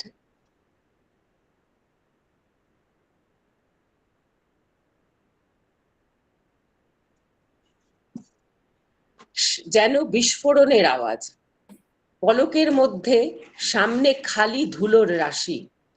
দুজনেরই চরণ স্তব্ধ। চারিদিক একটু শান্ত হতেই দেখি সামনে পথ বলে কিছু নেই। ধস নেমেছে, ভেঙেছে পাহাড়। পার্বত্য পথে ধস নামার কথা শুনেছি বহুবার। ধসের পথে রাস্তা মেরামতির কাজ দেখারও অভিজ্ঞতা আছে, কিন্তু চোখের সামনে ধস নামা এমনতর অভিজ্ঞতা জীবনে এই প্রথম। না যাজৌ না তস্থৌ অবস্থা। ঘটনার আকস্মিকতায় বিহ্বল হয়ে পড়ি, বসে পড়ি পথের ওপরেই। অপেক্ষা, যদি লোকজন আসে পথটি মেরামত করতে। কিন্তু বসে থাকায় সার। ঘন্টাখানেক কেটে গেল, জনমানবের চিহ্ন নেই। ফিরে যাওয়াও সম্ভব নয়, কারণ তাহলে আর মণিমহেশজির দর্শন লাভ হবে না। ফিরবই বা কোথায়? আশ্রয়স্থলটির ঠিকানা জানি না, ঘরের চাবিও আমাদের কাছে নেই। শুধুই প্রার্থনা করে চলেছি বিপদ তারণ মধুসূদন যদি কোনো পথ দেখান। সকাল গড়িয়ে দুপুর। 2-4 কুচি মিছরি, আমসত্ত্ব আর বিস্কুট রয়েছে সঙ্গীর ব্যাগে, কিন্তু খাওয়ার কোনোই ইচ্ছা নেই আমাদের। চুপচাপ বসেই আছি। এমন সময় হঠাৎ শুনতে পেলাম একটি কণ্ঠস্বর, মাই মাই, তোমরা কি মণিমহেশ যাবে? পিছন দিকে তাকিয়ে দেখি বেশ কিছুটা উঁচুতে পাহাড়ে দাঁড়িয়ে রয়েছেন এক মহিলা। নাকে তার মস্ত বড় নথ, কানে ঝোলা দুল, রঙিন শাড়ি পরনে। এ কণ্ঠস্বর তারই। সম্মতি জানিয়ে ঘাড় নাড়ি। একটু ভরসা পাই তাকে দেখে। উঠে দাঁড়িয়ে বলি, কিন্তু যাব কেমন করে মা, পথ যে নেই। আবার সেই সুস্পষ্ট অথচ মৃদু সুমিষ্ট কণ্ঠস্বর, ওই তো নদী, পার হয়ে যাও। অঙ্গুলি সংকেতে পথ নির্দেশ করেন। এবার চোখে পড়ে নদীর এপার ওপার সেতুর মতো করে রয়েছে একটি গাছের গুড়ি। একজন মাত্র তার উপর দিয়ে চলতে পারে। পা হড়কে গেলেই কিন্তু সলিল সমাধি। নদীর জলও সেতু ছুঁই ছুঁই। সঙ্গী ওই পথে যেতে অসম্মত। প্রথমত অনেক নিচে নামতে হবে, তাছাড়া ওভাবে পার হতে গেলে সমূহ বিপদের সম্ভাবনা। সত্যি পার হওয়া দুষ্কর। পিছনে তাকিয়ে দেখি সেই মহিলাও তখনও দাঁড়িয়ে পথের দিকে অঙ্গুলি সংকেত করছেন। এছাড়া কোনো উপায়ও যে নেই। নিশ্চয়ই এই পথ ওর জানা। এই ভরসায় আমি এগোলাম। ঈশ্বরের কৃপায় নদী পারও হওয়া গেল। এবার সঙ্গীটিও ওই পথই অনুসরণ করলেন, কিন্তু তিনি গাছের গুড়ির সেতুর থেকে নামা মাত্রই গুড়িটি নড়ে উঠল এবং ভেসে গেল স্রোতে। সেই মহিলা ততক্ষণে অদৃশ্য। সামনে বুক সমান উঁচু আখ গাছিও জাতের জঙ্গল। সরু শিথির মতো একটি পথরেখা দেখা যাচ্ছে। একজন কোনো মতে চলতে পারে। পথ যখন, তখন পথের শেষও নিশ্চয়ই আছে। অতএব দুর্গতি নাশিনী দুর্গাকে স্মরণ করে প্রবেশ সেই তৃণারণ্যে। সে পথ ধীরে ধীরে উঠছে ওপরের দিকে। অনুভবে এইটুকু বুঝেছি, বিকেলের প্রায় শেষ। এমন সময় দেখি পৌঁছেছি পথের শেষে। একটু ওপরে একটি কাঠের সেতু রয়েছে, নিচ দিয়ে বইছে দুরন্ত নদী। সেতু যখন রয়েছে, তখন সেতু পেরিয়ে গেলে নিশ্চয়ই মানুষজনের দেখা মিলবে। হ্যাঁ, আশাপূর্ণ। সেতু পেরোতেই দেখি একটি ছোট্ট দোকান, দোকানি দোকান বন্ধের উদ্যোগ নিচ্ছেন। আমাদের দিকে তাকিয়ে অবাক হয়ে জিজ্ঞেস করেন, এই অসময়ে এলাম কোন দিক থেকে, কোথায় বা যাব? তারপরে নিজেই বললেন, আগে একটু চা খাও, চা পানের পর সব বলতে তিনি বলেন, মণিমহেশজির অশেষ কৃপা, এ পথে সাধারণত কেউ চলাচল করেন না, স্বয়ং মা দুর্গাই তোমাদের পথ দেখিয়েছেন, তোমরা ধানছোতেই এসে পড়েছো। আমার ব্যাগটিও দেখি তার দোকানের পাশে পথের ধারে অবস্থান করছে। জিজ্ঞাসা করেন, এ ব্যাগ কি তোমাদের? তারপর আমাদের ধানচোর আশ্রয়স্থলটি দেখিয়ে দেন। একটি মাত্রই আশ্রয়স্থল, খুঁজতে বিশেষ হলো না, কয়েক ঘর লোকের বাস। সকলে সাদরে অভ্যর্থনা করলো, সঙ্গীদেরও দেখতে পেলাম। সবাই অত্যন্ত চিন্তিত ও আশঙ্কিত ছিলেন আমাদের জন্যে। রাতটুকু কোনো রকমে কাটিয়ে পরদিন ভোরে আবার যাত্রা। ওম নমঃ শিবায় শান্তায় কারণত্রয় হেতবে নিবেদয়ামি চ আত্মানম ত্বং গতিঃ পরমেশ্বর।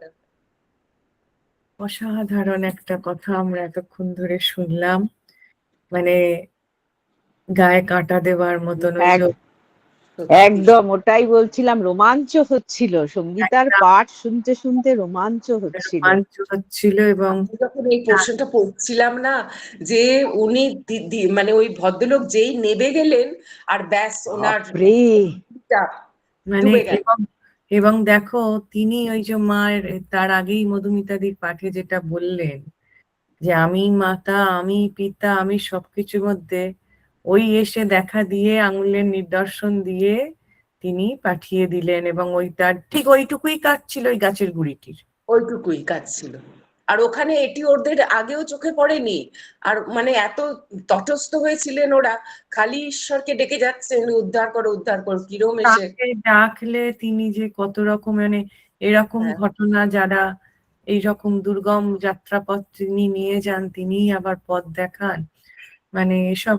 আর কার বেশে আসবে, কিভাবে আসবে কেউ জানে না। আর ওই যে পথটা নইলে কি হতো বলো, এই রাত্রিরে ওখানে কিভাবে ওনারা থাকতেন? ফেরতও যেতে পারছেন না, এগোতেও পারছেন না, কি অবস্থা। অসাধারণ, অসাধারণ। জয় মা, জয় মা, জয় মা, মায়ের অসাধারণ কৃপা। আমার এরকম অভিজ্ঞতা হয়েছিল, হেমকুন্ড আর ভ্যালি অফ ফ্লাওয়ার্স গেছিলাম, সেই প্রথম দেখলাম ধস নামা, সব পথ বন্ধ হয়ে গেল, ফেরার আর কোনো রাস্তাই ছিল না। ওই ছোট ছেলেকে নিয়ে চলে গেছিলাম সাহস করে। সব দর্শন হওয়ার পরে এই কাণ্ডটা হয়েছে।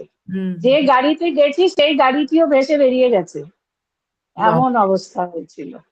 সে মারাত্মক, পরে বলবো একদিনকে। ঠিক আছে, ঠিক আছে রঞ্জনাদি।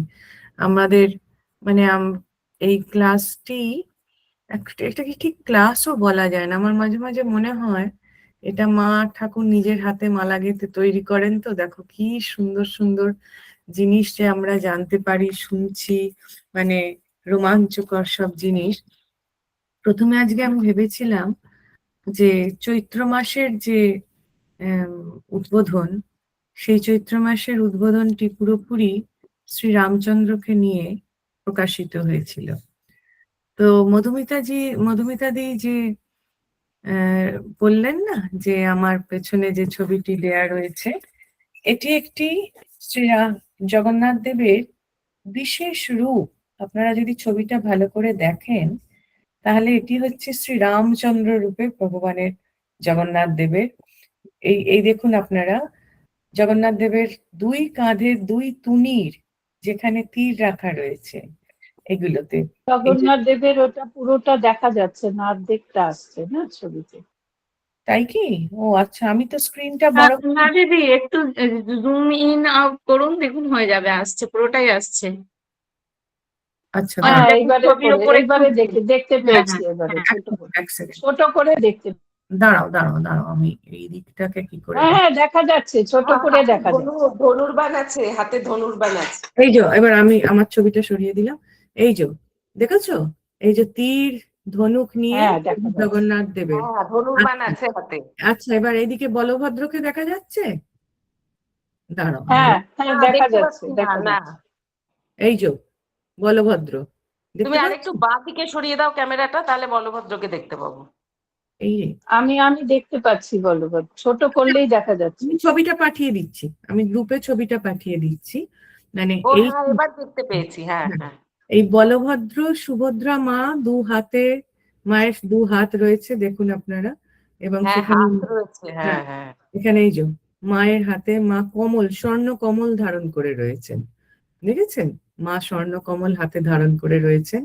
আবার বলভদ্রর হাত থেকে রাজছত্র রয়েছে, সেই রাজছত্র জগন্নাথ দেবের মাথাতে তিনি রাজছত্র ধারণ করেছেন। হ্যাঁ, এটা খুব সুন্দর। এই এই এটা তাহলে আজকে আমার মনে হলো প্রভু বোধহয় এই জন্যই আজকে এই কথাগুলো বলাবেন বলে, আমি কালকে পড়তে পড়তে ভাবছিলাম যে এই নবধা ভক্তির কথা শ্রীরামচন্দ্রের শবরী উপাখ্যানের মধ্যে দিয়ে, সেখানে এই নবধা ভক্তির কথা তারা লেখক লিখেছিলেন চৈত্র মাসের যে সংখ্যাটি সেই সংখ্যাতে। কিন্তু এই নবধা ভক্তিতে শ্রী রামচন্দ্র রূপের এই পটচিত্রটি এবারে গিয়ে আমাদের দর্শন হলো রঘুরাজপুর গ্রামে। তো তাহলে আজকে জগন্নাথ দেবের কথা আবার শ্রী রামচন্দ্র রূপে নবদা ভক্তি, এই দুটো মিলিয়েই একটুখানি পাঠ করবেন। জয় জগন্নাথ স্বামী নয়ন পথগামী ভবতু মে বলভদ্রায় নমঃ সুভদ্রায় নমো নমঃ। আমরা এই যে এক্ষুনি শুনলাম যে একটি বৃক্ষ একটা বড় গাছের গুড়ি দিয়ে মাতাজিরা কিভাবে পার হলেন, আবার যে মুহূর্তে ওনারা দুজন চলে গেলেন সেই মুহূর্তেই আবার সেই দারু বৃক্ষ সে জলের মধ্যে তলিয়ে গেল। আমরা সবাই জানি যে এই দারু বৃক্ষের মধ্যে দিয়েই আমাদের এই রথযাত্রার সঙ্গে জগন্নাথ দেবের যে বিগ্রহ তৈরি সবকিছুই হচ্ছে দারু ব্রহ্ম। তো সেই দারু ব্রহ্মরূপী জগন্নাথ ক্ষেত্রে মন্দির পরিক্রমা করতে গেলে পুরুষোত্তম শ্রী জগন্নাথ, শ্রী শ্রী জগন্নাথে ডক্টর বিনয় কৃষ্ণ মুখোপাধ্যায়ের একটি পুরনো গ্রন্থ আছে আমার কাছে, তো সেখান থেকে একটুখানি পাঠ করব। পরে এই যে মূর্তিতে আজকে প্রভু আপনাদের দর্শন দিচ্ছেন, এই শ্রী রাম মূর্তিতে, রামচন্দ্র মূর্তি, এটি পৌষ মাসে হয়। এটি পৌষ মাসে হতো আর কি, হয় বলা ভুল, হতো 119 বছর পূর্বে এই মূর্তি পূজা হয়েছে শেষবার জগন্নাথ ধামে। পরবর্তীকালে ওই বলভদ্র বড়, তাহলে কি করে তিনি লক্ষণ হবেন, এই রূপে তো তিনি লক্ষণ, এইসব নিয়ে একটু হয় বলে এই মূর্তি, এই রূপ বন্ধ আছে, এই বেশ বন্ধ আছে। কিন্তু শিল্পীরা তো আর এই বেশ বা আঁকা বন্ধ করেননি, তাদের অসম্ভব সুন্দর হাতে এই অপূর্ব চিত্রটি চিত্রায়িত হয়েছে। তো সেই শ্রীরামের কিছু গুণের কথা এখানে লিখবো। এই যে ভক্তি পেতে গেলে কি করতে হয়, এই যে নবধা ভক্তি, ভারতবর্ষের নবরস হচ্ছে শিল্পের মাধ্যম। মানে সেটা আপনি চিত্রে হোক, নৃত্যে হোক, নাটক হোক, থিয়েটার হোক, সিনেমা হোক, সবটাই নবরসকে কেন্দ্র করে, কোনোটা হাস্যরস, কোনোটা করুণ রস, কোনোটা বাৎসল্য রস, কোনোটা উগ্র, কোনোটা মানে এই ধরনের যে নবরস রয়েছে। কিন্তু আমাদের নব ভক্তি আছে, সেই নবধা ভক্তির কথা ঠাকুর খুব পছন্দ করতেন অধ্যাত্ম রামায়ণকে। সেই অধ্যাত্ম রামায়ণ ব্রহ্মাণ্ড পুরাণে লেখা আছে। তো সেইখান থেকে পরে একটু পাঠ করছি, তার আগে আমি একটুখানি যে বৃক্ষ দেবতা সেই বিষয়ে একটুখানি পাঠ করি পুরীর জগন্নাথ ধামের পরিক্রমার থেকে। সুপ্রাচীন ঐতিহ্যমণ্ডিত যে মন্দির থেকে বেরিয়ে যদি একটু বাঁ দিক দিয়ে অগ্রসর হওয়া যায়, পুরাণ বর্ণিত দুটি স্থানে আমরা পৌঁছে যাব। এখনো মানে এই মুহূর্তেও আপনি জগন্নাথ মন্দির পরিক্রমা করলে পুরাণে বর্ণিত দুটি স্থানে পৌঁছে যাবেন। প্রথমটা হলো কল্পবৃক্ষ এবং দ্বিতীয়টা হলো রোহিণী কুণ্ড বা রৌহীন কুণ্ড। এই দুটোই বলা হয় কল্পকাল ধরে অবস্থান করছে। এমনকি স্কন্দ পুরাণে শ্রী লক্ষ্মী দেবী যমকে জানিয়েছেন যে এই কুণ্ড এবং এই বট নিত্য, এদের কোনো বিনাশ নেই। এদের পুরুষোত্তম ক্ষেত্র মাহাত্ম্যে দেবী বলছেন, এই চরাচর জগৎ প্রলয়কালে লীন হয়ে গেলে এই ক্ষেত্র এবং আমি এই দুই মাত্র উপস্থিত ছিলাম। সেই সময় সপ্তকল্প পর্যন্ত আমাদের যে ভারতীয় ম্যাথামেটিক্স বা ভারতীয় যে যোগ হিসাবপত্র, তাতে যে প্রলয় কাল, এক একটি কাল কত বছর হবে যে হিসাব দেয়া আছে, তাতে দেবী বলছেন সপ্তকল্প পর্যন্ত এই কল্পে যে জীবী হচ্ছেন কে না মার্কেন্ডেয় মুনি চরাচর বিলীন হলেও প্রলয় সমুদ্রে মগ্ন হয়ে অবস্থান লাভে কোনো মঙ্গল লাভ করতে পারেনি। অনন্ত সেই প্রলয় জলে ইতস্তত ভ্রমণ করতে করতে পুরুষোত্তম সদস্য পুরুষোত্তম ক্ষেত্রে একটি বটবৃক্ষকে দেখলেন।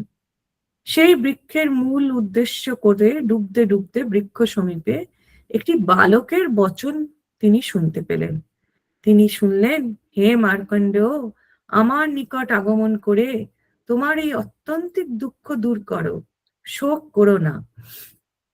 মার্কণ্ডেয় মুনি অবাক হয়ে গেলেন যে এইরকম ভাবে আমি এত বছর ধরে এই প্রলয় সমুদ্রে তার মৃত্যু হয়নি, তিনি এই প্রলয় সমুদ্রে ঘুরে বেড়াচ্ছেন, কেউ কাউকে কোথাও তিনি দেখতে পাচ্ছেন না, সেইখানে এই কে, এই বালকই বা কে, আর এই বটবৃক্ষই বা কি?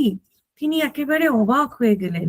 তিনি দেখছেন এই ক্ষেত্র জলে অগ্নিরূপ অগ্নিতে দগ্ধ, কি কোনোভাবে না জলেতে শীর্ণ হয়, না কালরূপ অগ্নিতে দগ্ধ হয়, নাকি এই যে যত রকম খরা হয়, কিছুতেই কিছু হয় না।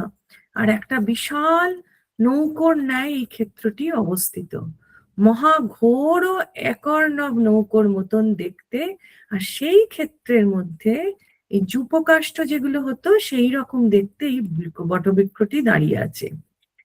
এই ক্ষেত্রটি উত্তম, আর বটবৃক্ষটি ভগবানের শরীর। মহাপ্রলয় বায়ুতেও তার একটা শাখাও কম্পিত হয়নি। মণিবর সেই বৃক্ষের নিচে অবস্থান করে চিন্তা করতে লাগলেন, আচ্ছা, এই এত বড় প্রলয়, স্থাবর জঙ্গম সবকিছু নষ্ট হয়ে গেল প্রলয়ে, আর এই ভূমিদেশ কিভাবে স্থির থাকলো, আর কিভাবে এই বৃক্ষটা এত সতেজ থাকলো? কে তাকে আশ্রয় দেবার জন্য শূন্য থেকে আহ্বান করছেন? সেইটি জানার জন্য তিনি আস্তে আস্তে ওই স্থানটি ঘুরতে লাগলেন, এবং ঘুরতে ঘুরতে তিনি চতুর্ভুজ নারায়ণ এবং তার করে অবস্থিত মহালক্ষ্মীকে দর্শন করতে পারলেন। যে মুহূর্তে মার্কণ্ডেয় মুনি এই জগন্নাথ ক্ষেত্রের সেই বটবৃক্ষে চতুর্ভুজ নারায়ণ এবং তার কোলে অবস্থিত মহালক্ষ্মীকে দর্শন করলেন, তিনি নিজেকে সম্পূর্ণ সুস্থ বোধ করলেন। দর্শন মাত্রেই তিনি ভগবান বিষ্ণুর অপার মহিমা স্তব করতে শুরু করলেন এবং ঘোর বিপদে তার আশ্রয় প্রার্থনা করলেন। তার উত্তরে ভগবান তাকে নির্দেশ দিলেন, গাছের উপর উঠে বটপত্রে শায়িত যে বালককে তিনি দেখতে পাবেন তার মুখের মধ্যে দিয়ে তার উদরে প্রবেশ করতে হবে। তার কারণ মা যশোদা কি দেখেছিলেন? সেই মা যশোদার যে বিশ্বরূপ দর্শন করেছিলেন, তাতে শ্রীকৃষ্ণ, ছোট্ট শ্রীকৃষ্ণ কি দেখিয়েছিলেন? যে তার মুখ বিহ্বরে সমস্ত জগৎ ব্রহ্মাণ্ড রয়েছে। তখন সেই বিষ্ণু তাকে আবার বলছেন যে তুমি এর মুখের মধ্যে দিয়ে উদরে অবস্থিত করো। মহাপ্রলয় যেদিন অবসান হবে, এই জগৎ যখন সৃষ্টি হয়, এই জগৎ যেমন চলছে চলছে চলছে, নানা রকম জিনিস হচ্ছে, অন্যায়, অত্যাচার, ভালোবাসা, প্রেম, যুদ্ধ সব চলছে, আবার যখন শেষ হবে, যখন মহাপ্রলয় হবে, সেই মহাপ্রলয় বহুদিন ধরে চলে, তারপর আবার নতুন করে সৃষ্টি হয়। মহাপ্রলয়ের অবস্থানে তিনি তাকে পুনঃস্থাপিত করবেন বললেন। মার্কণ্ডেয় মুনি আদেশ পালন করে সেই বালকের উদরে প্রবেশ করলেন। কিন্তু কি আশ্চর্য, সেই বালকের উদরে আদি বা অন্ত কিছুই তিনি নিরূপণ করতে পারলেন না। অখিল বিশ্ব চরাচর সেখানে অবস্থান করছে, তার অতিরিক্ত কিছু নেই। তিনি যেন সবকিছুরও অতিরিক্ত এই একটা অনুভব হচ্ছে তার। ঈশ্বর এই ঐশ্বর্য দর্শন করে বিস্ময় বিমূঢ় মহামুনি আবার বাইরে বেরিয়ে এলেন এবং আবার তিনি নারায়ণকে দর্শন করলেন কমলা সমেত। নারায়ণ বললেন, এই নিত্যধামে সর্বমুক্তিদাতা রূপে পুরুষোত্তমের আরাধনা করলে তিনি কল্পান্তে তার জন্য স্থান নির্দেশ করে দেবেন। তিনি আরো বললেন, সেখানে বসে আমার দ্বিতীয় তনু যে শিব তাকে আরাধনা করলে আমার অনুগ্রহে নিশ্চয় মৃত্যুকে জয় করবে।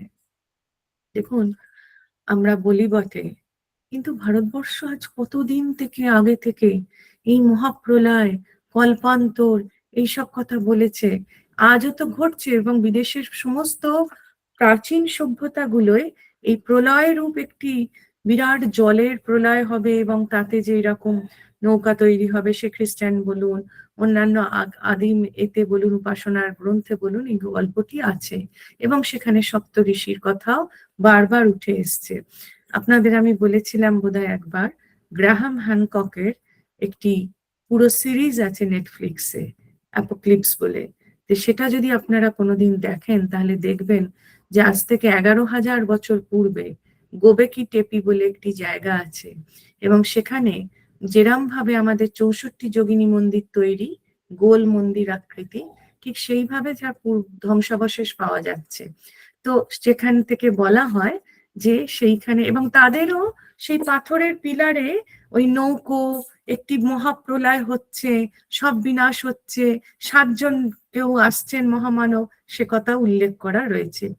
তো তিনি বলছেন এখানে, কমলা বাসুদেবকে বলছেন, যেখানে কি বললেন নারায়ণ, বললেন এইখানে বসে আমারই দ্বিতীয় তনু হচ্ছেন শিব। আবার বলভদ্রকে লোকে শিব, শৈবরা বলভদ্রকে শিব রূপে পূজা করেন। সেই জন্য বলছেন এইখানে বসে আমার দ্বিতীয় তনু যে শিব, তার আরাধনা করলে আমার অনুগ্রহে মৃত্যুকে জয় করবে নিশ্চয়।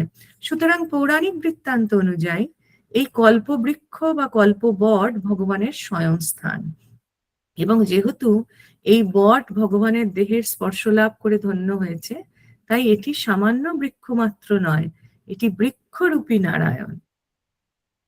লিঙ্গেশ্বর আমাদের এতে ভুবনেশ্বরে লিঙ্গরাজ মন্দিরে একটি সূর্য নারায়ণের মূর্তি আছে এবং আপনি যত উঠবেন হাসি মুখে তিনি তত হাসবেন। কি অসাধারণ টেকনোলজি এবং কি অসাধারণ সেই দৈব হাসি, যে দেখেছে সে জানে। তো এটা হচ্ছে এই বৃক্ষরূপী নারায়ণ। এই বৃক্ষটি হচ্ছে অপ্রাকৃত, মুকুন্দের স্পর্শ এটি চিন্ময় হয়েছে। তাই স্কন্দ পুরাণ বলছে এই কল্পবৃহৎ বৃক্ষের ছায়া নৃসিংহরূপ সূর্য দ্বারা মহাপ্রদীপ্ত হয়েছে। এই ছায়া এখানে জ্ঞান এবং অজ্ঞান বশত মরলেও তার মায়াকে নষ্ট করে, সুতরাং মুক্তি লাভ হয়, কোনো সন্দেহ নেই। আবার লক্ষ্মী দেবী এই বৃক্ষের মাহাত্ম্য সম্বন্ধে যমকে বলেছেন, এই বৃক্ষের ছায়া ও স্পর্শে ব্রহ্মহত্যার পাপ নষ্ট হয়। উড়িষ্যার বৈষ্ণবের অগ্রগণ্য যে পঞ্চসখা, তাদের রচনাতে এই কল্পবট বৃক্ষের কথা বারবার উল্লেখ করা হয়েছে। এই বটবৃক্ষের নিচে বসে যুগ যুগ ধরে কত ভাগবতের অনুবাদ হয়েছে, কত ব্যাখ্যা হয়েছে। তাই ভক্তগণ এই মহাবৃক্ষকে স্পর্শ করতে ধন্য হন। তার ছায়ায় যদি একবার গিয়ে দাঁড়ানো যায় তাহলে সেখানে সংসারের জ্বালা জুড়াতে চান। আর বালক মুকুন্দ মার্কণ্ডেয়কে আশ্রয় করে তৃপ্ত করেছিলেন, তাই এরাও তাকে স্মরণ করে বারংবার বলছেন যে করারবিন্দে নে পদারবিন্দে মুখারবিন্দে নিবেশয়ন্তাম বটস্য পত্রস্য পুটেশয়ানাং বালং মুকুন্দাং মনস্মরামি। খ্রিস্ট ধর্মাবলম্বীদের মধ্যে প্রলয়কালে সৃষ্টি রক্ষার জন্য নোয়ার আর্কের কথা বলা হয়েছে, যে নোয়ার সেই নৌকা, এবং এটি খ্রিস্ট ধর্মের গল্পের মধ্যে খুব ভালোভাবে রয়েছে। কিন্তু আমরা যদি পুরাণ দেখি, আমাদের মৎস্য পুরাণে কি হলো, সেই মৎস্য পুরাণে তো সেই এক বৃহৎ মৎস্যের আকারে সেই নৌকাকে বেঁধে নিয়েই তো পৃথিবীর যাবতীয় সৃষ্টির বীজ, ঠাকুর কি বলছেন, যে মা সৃষ্টির বীজ নেতা ক্যাতার করে ঝুড়িতে রেখে দেন, যখন প্রয়োজন হবে আবার বার করবেন। এ কথা তো ঠাকুরও বলে গেছেন। মহাপ্রলয়ের কালে মা সৃষ্টির বীজ কুড়িয়ে রাখেন, আবার সৃষ্টির বীজ থেকে তিনি সৃষ্টি করেন। তাই বলছেন পুরাণেকার যেটা বলছে, নীলাচলকে প্রলয়ের প্রভাব বহির্ভূত স্থান বলে গণ্য করা হয়েছে। আর এর গোলক সদৃশ্য, এর কোনো বিনাশ নেই। তাই এই রোহিণী কুণ্ড জলেতেই এই যে স্নান যাত্রা হবে, এই রোহিণী কুণ্ডর অসর্জম পুষ্য সূর্যের আলোবিহীন সেই যে জল, তাহলে এই জলের তাহলে মাহাত্ম্য ভাবুন। এই জল বলছেন, যদি পুরাণ কথায় ভক্তদের বিশ্বাস থাকে, যদি শ্রদ্ধা থাকে, তাহলে এই জল তো আজকের জল নয়, স্নান যাত্রার এই কুণ্ডের জলের সাথে যদি এই ঘটনা জড়িত থাকে, তাহলে তো প্রলয় কালের আগে থেকে এখানে রয়েছে এই কুণ্ড, এবং সেই কুণ্ডের জলে প্রভুর স্নান হয়। স্নান হয়ে তিনি যেন বিশ্রাম নেন, এই জগৎ অধিপতি। আজকে আর নবদা ভক্তির কথা বলা হলো না, এর পরের দিন নবদা ভক্তির কথা এবং শ্রী রামচন্দ্রের এইগুলির কথা আলোচনা করার ইচ্ছা রইল। জয় জগন্নাথ, জয় জগন্নাথ, জয় জগন্নাথ। জয় জগন্নাথ, জয় জগন্নাথ। অপূর্ব অপূর্ব, হ্যাঁ, অমৃত সত্যি কথা, অমৃত কথা অমৃত শুনলাম। কথা শ্রবণ করলাম। যেহেতু শ্রীরামকৃষ্ণ, এবং আমরা সেই দেখুন এই যে এত বড় তীর্থক্ষেত্র, আপনাদের এর আগের দিনও বলেছি, বা আমাকে এই যারা জিজ্ঞাসা করছিলেন ওদেরও বলছিলাম, কতবার আক্রমণ হয়েছে, কতবার দেবতাকে লুকিয়ে রাখতে হয়েছে, কিন্তু তাতেও বিনাশ হয়নি। সেই নারায়ণ রূপী তিনি দারু ব্রহ্মে তৈরি হয়ে তিনি রয়েছেন। যাই হোক, আপনারা সবাই ভালো তোমার এই থাকবেন। রেকর্ডিংটা তাড়াতাড়ি দিয়ে দিও, আমি একটু শেয়ার করব। আচ্ছা, ঠিক আছে, ঠিক আছে। হ্যাঁ, আরেকবার শুনতে হবে, এত ভালো লাগলো, একেবারে অপূর্ব। মোহিত হয়ে গেলাম। একটু মন অপূর্ব, দিয়ে শুনতে অপূর্ব। হবে, একটুখানি আজ এর মধ্যে ডিস্টার্ব হয়ে গেছিলাম। ঠাকুর যে মায়ের ইচ্ছা মৌসুমী, এমন অমৃত কথা শুনলাম, একেবারে মৌসুমী মোহিত উড়িষ্যার হয়ে পটচিত্র গেছি। বইটা পড়লে, ওইটা যেটা পড়লে হ্যাঁ, কি উড়িষ্যার বললে মা? পটচিত্র জগন্নাথ, ওই ওই ওই গ্রন্থ থেকে পড়লে তোমার লেখা? না না, এটা এটা তো ওটা পটচিত্রের গ্রন্থ থেকে নয়, এটার অন্য গ্রন্থ। এটা এটি তোমার অন্য লেখা? গ্রন্থ। না, এটা আমার লেখা নয়। আমি তো ও, প্রথমেই বললাম, ডক্টর বিনয় কৃষ্ণ বন্দ্যোপাধ্যায়ের লেখা। হ্যাঁ, তো হ্যাঁ, ওই সেই সময়টা জন্য। আমার নেটওয়ার্কটা ডিস্টার্ব করছিল, অনেক আচ্ছা, জায়গায় হয়নি। আমি ইউটিউবে আরেকবার শুনে নেবো। হ্যাঁ নিশ্চয়ই শুনবে, আমি দিয়ে দেবো যখন। আজ যে মৌসুমী গীতা পাঠ শুরু করেছিল, সেখানে গীতা শ্রবণ করে শ্রী সঞ্জয়ের বারংবার সেই রোমাঞ্চিত হওয়ার কথা আমরা শুনছিলাম।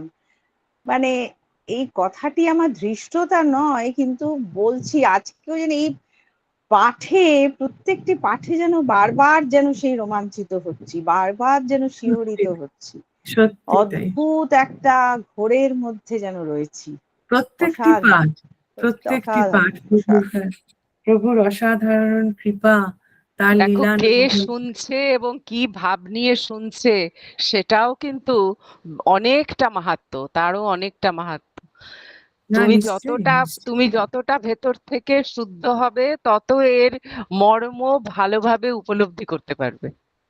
একদম তাই, একদম তাই। প্রভু না, এবং আহ, অনুভব করাটা একটি বিশেষ, তার এই অনুভব করতে পারাটা, ওই যে কি প্রার্থনা করলেন যোগীন মা মধুমিতাদি যেখানে পড়লো মায়ের কাছে, যে মা তোমার যে এই রূপ, তুমি মাতা, তুমি পিতা, তুমি যে তুমি কৃপা করে আমাদেরকে এটা অনুভব করতে দাও, অনুভব না করতে দিলে তো আমি অনুভব করতেও পারবো না। কিন্তু মানে আমি এই নবদা ভক্তিটা পড়বো, নবদা ভক্তিটা আমাদের পড়লে এটি শুধু মা শবরীকে বলেননি তিনি, রামচন্দ্র কেন রামচন্দ্র, তাকে অশ্রদ্ধা করে আমরা কি হচ্ছি আর তিনি কোথায়, এগুলো আমাদের জানা উচিত।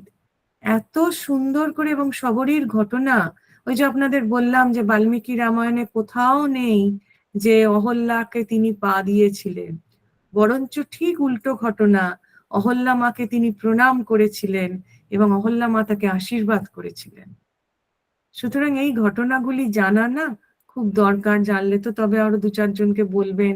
আমার কাছে পরশু এসছিল একটি ইউটিউব চ্যানেল থেকে, তো যে ফটোগ্রাফার ছেলেটি এসছিল, যে ভিডিওগ্রাফি করছিল, ওগুলো আশা করছি কাল পরশু থেকে, মানে ওরা বোধহয় সপ্তাহে 2 দিন করে দেবে। যাই হোক, তো ওই ছেলেটি ছেলে মানুষ, আমার জুঁয়ের থেকেও 1 বছরের ছোট আর কি, মানে সবে এমএসসি পাস করে ভিডিওগ্রাফি শিখে ও চ্যানেলে কাজ করছে। তো ও না, হ্যাঁ, মানে ও বলছে পরে, বলছে আমি কিচ্ছু জানি না এগুলো, অথচ সে এমএসসি পাস করেছে। আমাদের প্রথাগত ডিগ্রিগত শিক্ষাতে সবাই আমরা যোগ্য, বলছি কই এগুলো তো কোনোদিন শুনিনি। এইটাই হচ্ছে আমাদের গন্ডগোল, ওই যে জানা, বিশেষ রূপে জানা, ঠাকুর কাকে বিজ্ঞান বলেছিলেন, জ্ঞান বলেছিলেন, এইগুলোতে খুব মুশকিল। যাই হোক, তো প্রভু কৃপা করে আমাদের শোনাচ্ছেন, এতেই আমরা ধন্য। আপনারা সবাই ভালো থাকবেন। হ্যাঁ, আজ এখানেই শেষ করি। আপনি রেকর্ডিংটা তাড়াতাড়ি দিয়ে দেবেন গ্রুপে, হ্যাঁ? হ্যাঁ, চেষ্টা করছি দাদা, চেষ্টা করছি। হ্যাঁ, জয় তাহলে শ্রী আমরা রামকৃষ্ণ, একবার শোনার ইচ্ছা আছে। জয় মহামাই কি জয়, জয় স্বামীজি মহারাজ জি কি জয়, জয় গুরু মহারাজ জি কি জয়, জয় জগন্নাথ মহাপ্রভু কি জয়, জয় জয় জয় জয় বলভদ্র, জয় জগন্নাথ। জয় জগন্নাথ, জয় জগন্নাথ, জয় জগন্নাথ। সবাই ভালো থাকুন, আবার সামনের সপ্তাহে দেখা হবে। জয় রামকৃষ্ণ, জয় মা। জগন্নাথ, জয় ঠাকুর, জয় মা, জয় স্বামী।